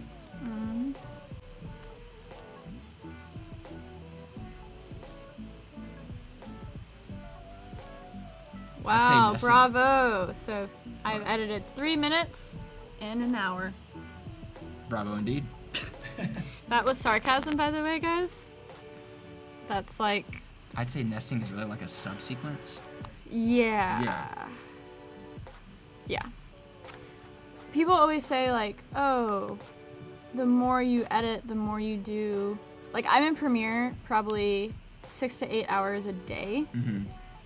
And people always say, oh, the more experience you have, the faster you get. And I honestly think it's like, the more you edit, the more you learn how to do, and like the more things that you want to do with it. So for me, it's like I do get faster at the basic things, but there's always, I feel like, things that I want to do that make it more fun. And so it kind of always just, simple vlogs will take me 2 hours to edit. Montagey vlogs, like the vlog I posted yesterday, took me like 5 to 6 hours to edit, which is just ridiculous. Here's a clip that I won't be putting in the vlog that is fun though, that I'll show you guys. So it's me like controlling, and I just zoom. That's fun, that's festive. It might be like a Twitter video or something. See, look, it's miniature Sara in the middle. And boom. Fun and festive. Okay. So it's coming together though. So now I have some talky parts where I meet John's friend Dale for the first time. Those are so fun to edit. So The talking. fun. Yeah. If you're a vlogger, have very interesting conversations as often as possible. It makes the editing process so much easier. Yeah. Yeah, this is actually just an extra that we paid. We actually don't know who it is. Right. We wanted to change it up. There was too much John and Sara, so we're like, oh, this random guy with a cute dog. Let's put him in the vlog. Just kidding. $5 to be our friend. Yep. We paid him in Oreos. He's obsessed with Oreos. Dale Decker. I'm a feature editor at a major media network, and it typically takes me 2 to 4 days to edit an 8-minute sequence with high-level color grades. Right. That makes me feel. Yeah. Yeah. I mean, honestly, when you're in the YouTube sphere, you get so used to the speed of things that, like, what we're doing on a daily basis is, like, very not normal. Right, not at all. So when it comes to speed, it's all about, for us, or at least for me, I sort of edit it very simply first, and then when I go through it, I can sort of make adjustments throughout. And see, I'm the opposite. I can't handle that. Really? It has to be, like, all or nothing. Really? Mm-hmm. Yeah. So for me, if I can go through it and I edit it okay, the first draft. Right. And usually I'll go through, but if I'm on a time crunch, I definitely do the first layer first, and then if I have time, I'll go through it again and be like, oh, okay. Yeah. But you add, like, a lot of good funny stuff. Like, I so will, when you yeah. have extra time, you'll add, like, funny Right. things. Funny pictures, close-ups of Sarah's face looking ridiculous. Yeah. Things like that. Yeah. Or me falling. 'Cause Or I'm you falling. always falling. Always. I pay you to do that though, so. Yes. 100%.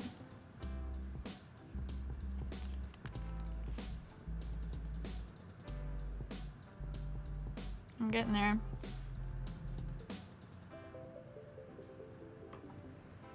Dale Decker.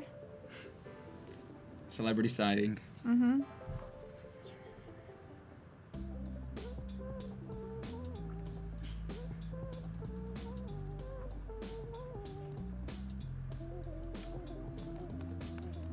you ever deal with time remapping? In terms of like slow motion? Someone said with better speed duration or time remapping.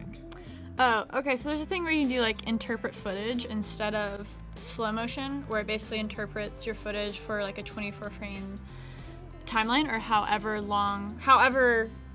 whatever your timeline is. And it's kind of like tomato. I think it's kind of the same thing. There is, I don't know. I think there's a difference, but I don't know that difference. I don't either. So.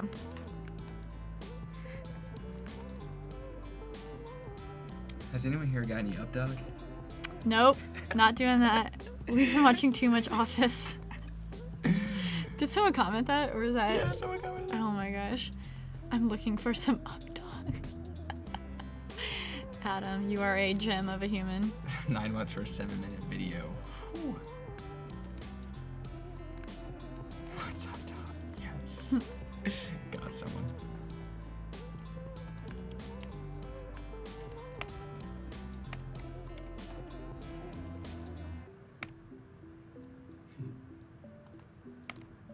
That's how I got the smudge on my camera. Freaking Joanne licked my camera.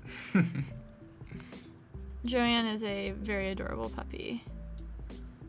Dale's puppy. This will be offered for replay, right? Anyone can watch it on the Adobe YouTube channel? Cool. Oh, yeah. Creative Cloud one.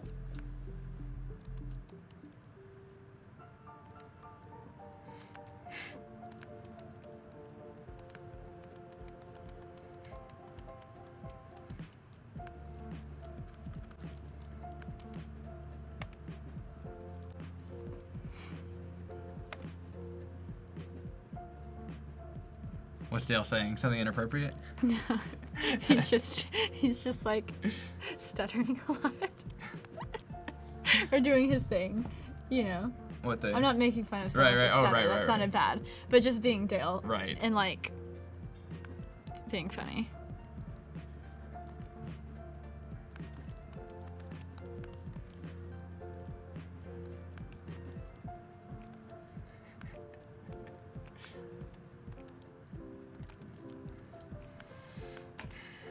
Is it too late on YouTube to start vlogging? I say no, but I think you should have a very interesting story to tell. You have to be unique. Yeah, you have to have something unique. For me, it was important to be dominant in a subculture.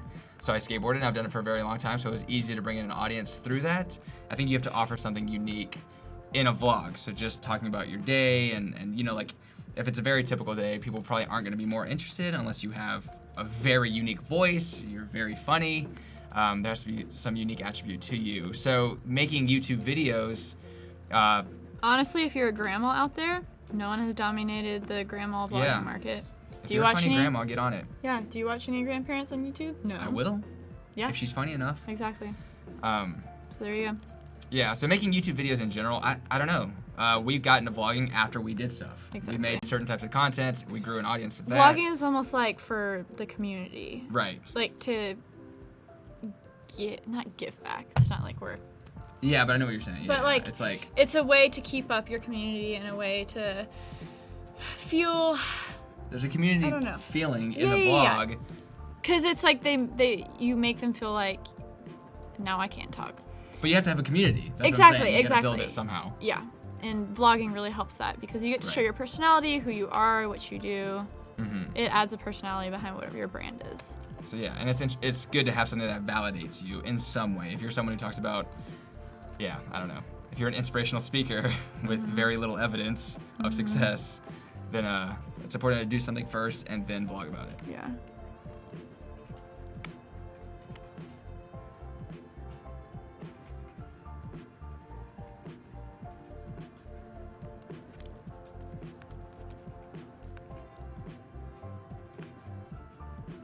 Ooh, I'm getting there. We all have stories to tell. Yeah, you just have to tell it in a very interesting way. In a compelling way. Yes.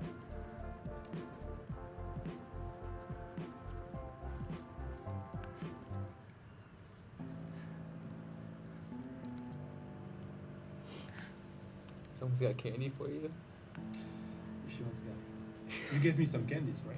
Yeah. You brought them, yeah? Yeah, I Okay, did. cool. Yeah, don't worry. Okay, I didn't forget it. Thanks. What's happening? Somebody said, hey, Michael, I got some candy for you. It's to be invited on the stream. They were asking how to get invited. Oh, gotcha. So there is a give us feedback button now on Adobe Live where you can recommend guests. Oh, wow, okay. Yeah, you can send recommendation and it will study the recommendations. Awesome. There's a lot more vlogging questions than anything else about the actual YouTube sphere, which is interesting. Can you get traction without Facebook? Yes. Neither of us use Facebook. Interesting tidbit. I'm not saying don't use it. I'm saying neither of us use it, and... You have to be a special type of person Right. to be able to successfully post content to Facebook. Yeah, you have to gauge the audience in each social media. And you have to pay for engagement, which is just like, really, Facebook? Really?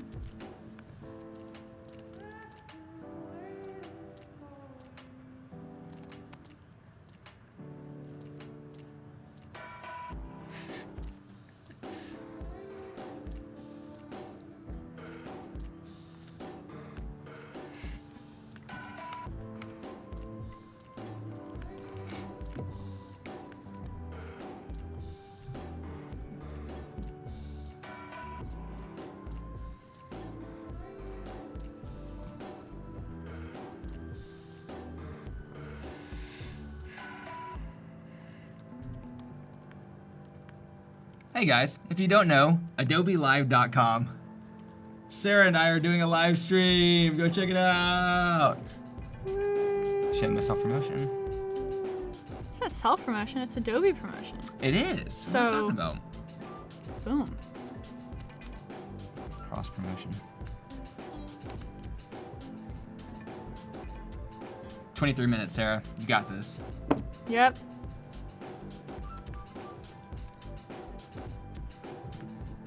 I leave the stream for 2 minutes and I miss Dale footy. So the key is regular uploads. Yeah, I mean, that works really well nowadays in YouTube, yeah. The more consistent you upload, the better your channel will most likely do, as long as it's good content.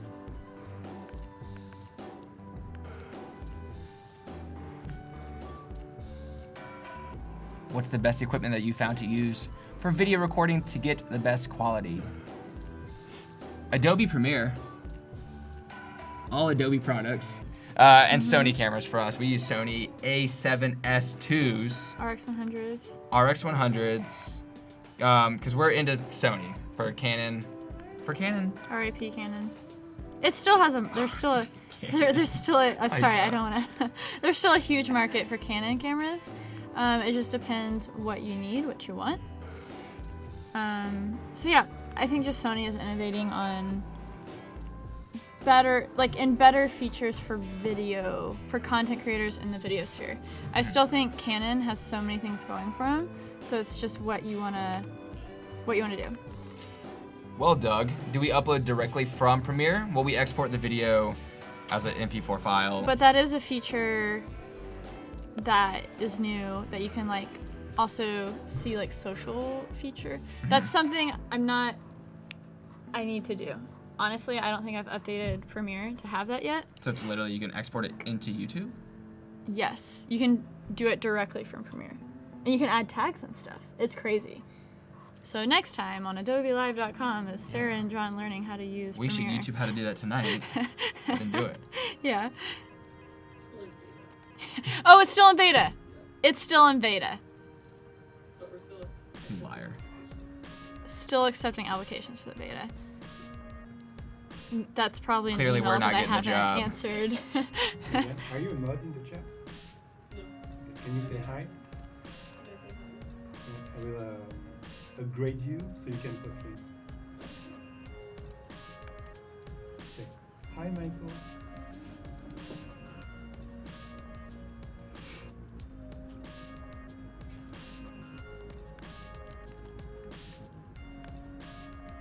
What do you guys do to learn and get better when putting together your videos? Do you guys watch anyone else's vlogs? The process really teaches you how to do it.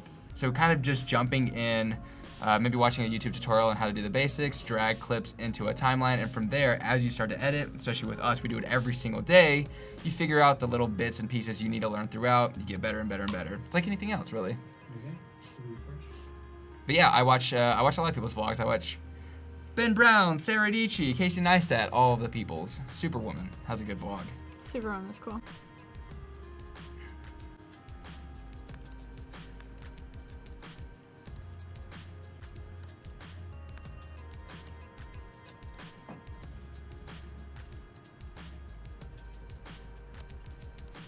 It's the cutest dog.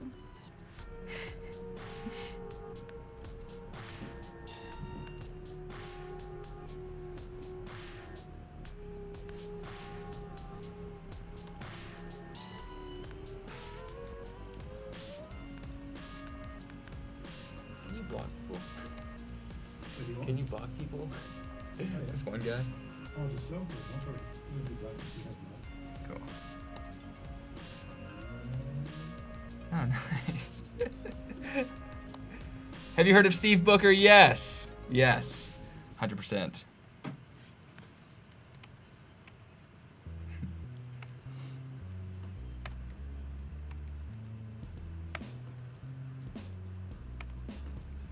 You know what I'm gonna do? I'm gonna explain the Sara Dietschy process as she's editing. Right now, my fist is on my throat. Why is that? Yeah, What is you like happening in this choked. You clip? fake choked. Oh, okay. Comedy. You'll see. But is it though? It's hilarious. So what'd you just do with the audio right there? Do you just crossfade it together? If you're asking me questions, I'm like in. Direct mode? Yeah. So Okay, so I know what I'll you're hit you doing. back Yeah, in you're- like 10 you're- minutes.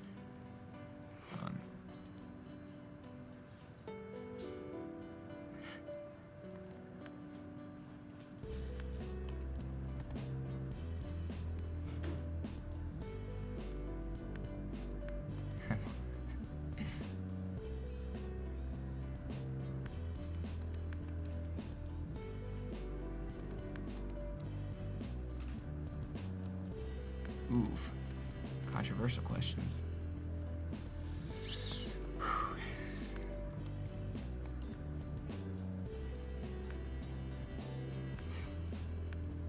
So you're just pulling clips that you've imported in the upper left before you drag them into the timeline?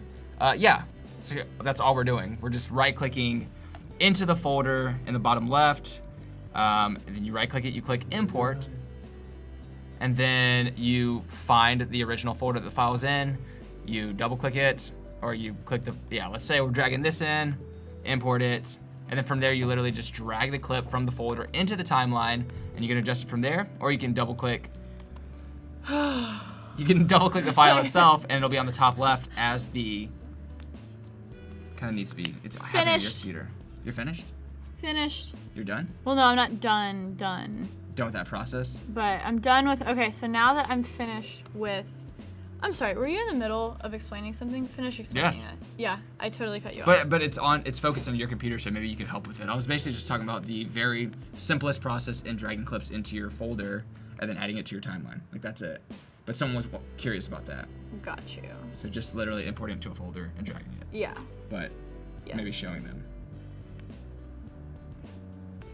I will show that after I get this exported.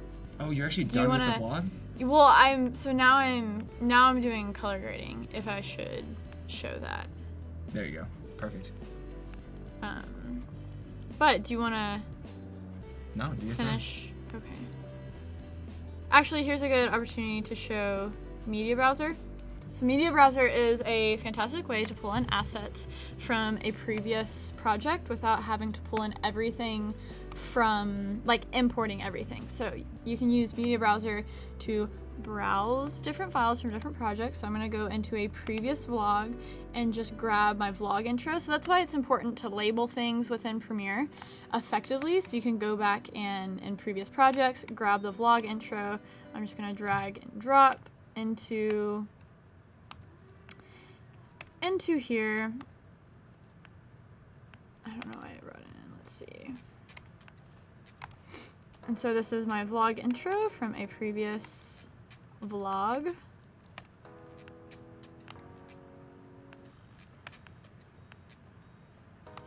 So I'll just go into here, change it to, and see it brought in all the assets.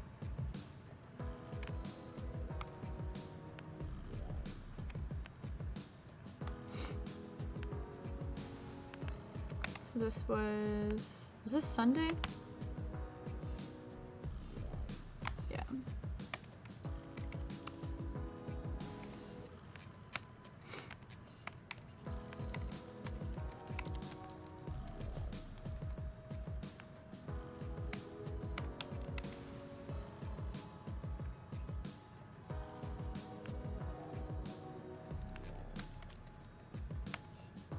How many backups of your content do you have? I used to be really good about that, but I no longer have backups of what's on my current drive, which is like 700 gigs of footage. So I should probably back that up.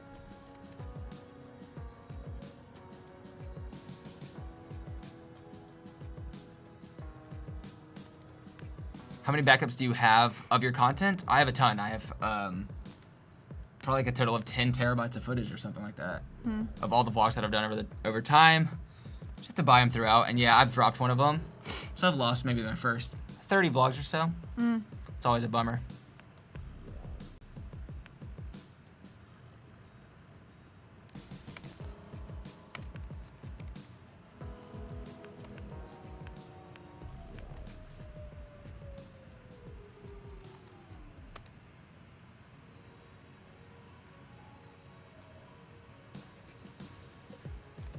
Okay. So I already have my Q&A at the end, so now I'm going to color correct. Let's see if I can finish it in like 5 minutes.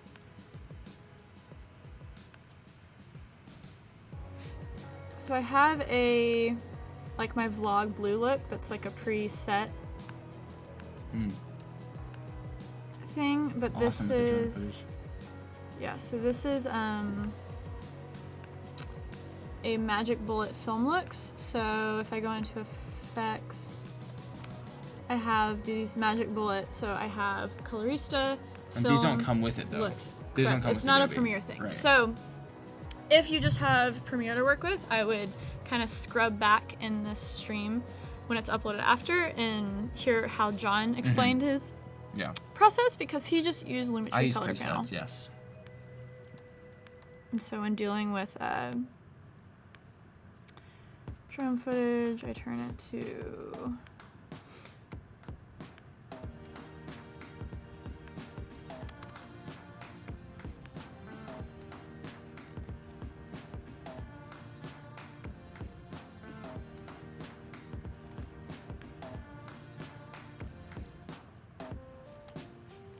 And there's not one setting for color correction that just works with all footage. It really But, does yeah. depend on the footage itself. A lot So of it's that's what I'm blown doing out. right now. I'm just like cutting up the adjustment layers to groups of videos that are too blue, and I'm gonna come in here and adjust the color temperature.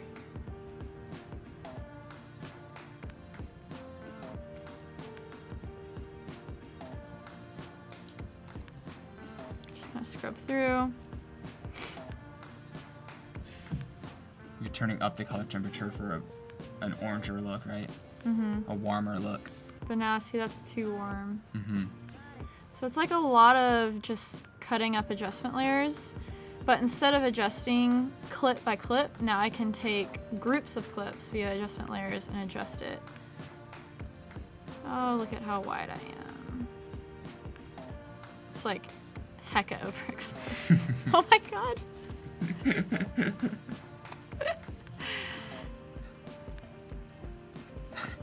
It's because it was on me first, and it like darkened Yeah. to my skin. And I just freaked out, like, oh my god, is this a human? It's Casper. Nope, it's Casper. Casper the peachy ghost. We have 5 minutes left. Okay. All right, let's We see have if I can 45, so Perfect. finish let's it. see where you are. My upload time is in 10 minutes. If that isn't a Premiere preset, where did you get it? Magic Bullets. So you bought what, a collection of them? Mm-hmm.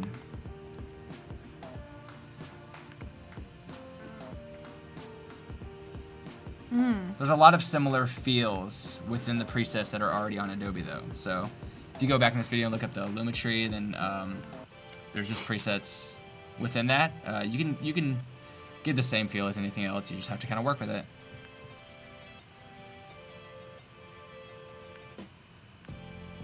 That's me.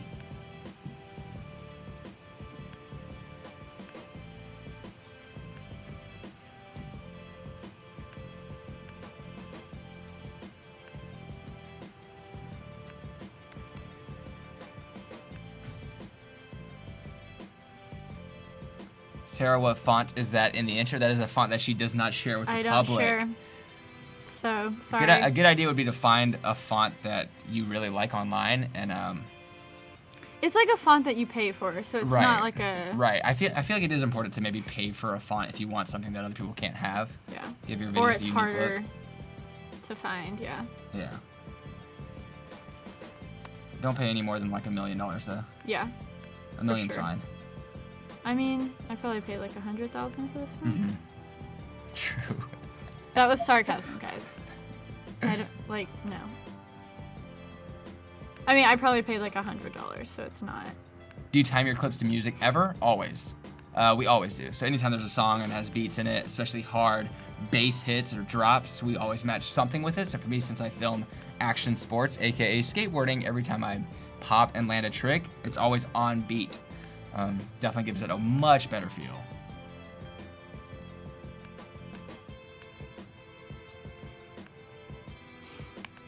Adobe fonts are pretty slick too, though. I think the fonts in Adobe are just the fonts that are on your Well, computer, actually, Adobe has like fonts that are called like Adobe, correct? Got it. and they actually are super clean. Oh, cool.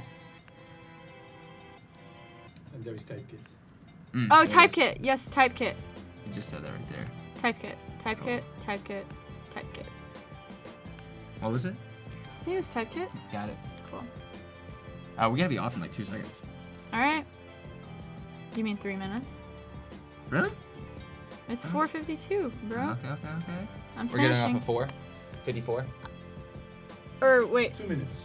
I'm finishing this vlog, Michael. It's so close. 2 minutes. It is so close. Sara. I know.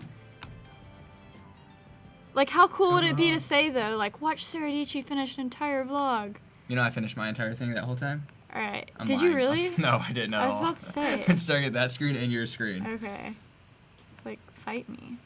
Okay, I'm close, guys. I'm so close, although it makes me sad when I don't hit my upload time, but y'all are getting a vlog today. And that's all that matters. I should just do this every day. Just like every time I go, if streaming wasn't such a pain in the butt. I recently realized that. But it'd be funny if people could like watch me edit for like 5 hours and then watch the 8-minute edit on YouTube.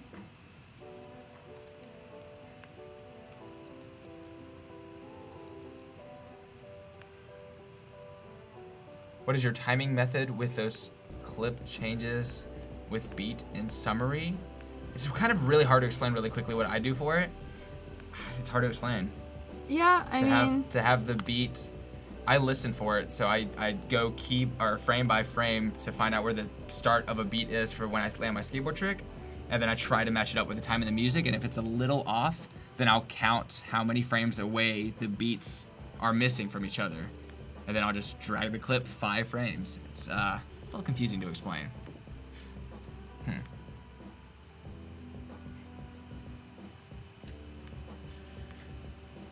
I think we're good. are we done? Come on. Are we saying bye? You Bye. have to say bye, huh? Okay. Well, this vlog will be up in like an hour. Thanks for watching. Tune in tomorrow for another one of these. Stay We're gonna PC. explain everything in life. So what will happen tomorrow? Tomorrow. The thing that you were talking about earlier. What was I talking about I earlier? don't know. You said we're gonna talk about something tomorrow. Oh, okay. Maybe I'll pull up some past vlogs that you guys are like, oh, how did you do this? Because someone was asking about the skate footage that I edited Oh, yeah. of John Right. from yesterday's vlog. So I'll be more flexible with what I can show you guys. So we'll do that. All right. Thank you so much. Thank you, John. Thank you, Sarah. We Of will course. see all of you tomorrow at 9 a.m. Pacific time right here on adobelive.com with Joe Tabo. And we're going to be doing some live editing. So have a great night. Thanks for tuning in. We'll see you tomorrow. Bye, everybody. Bye. Bye.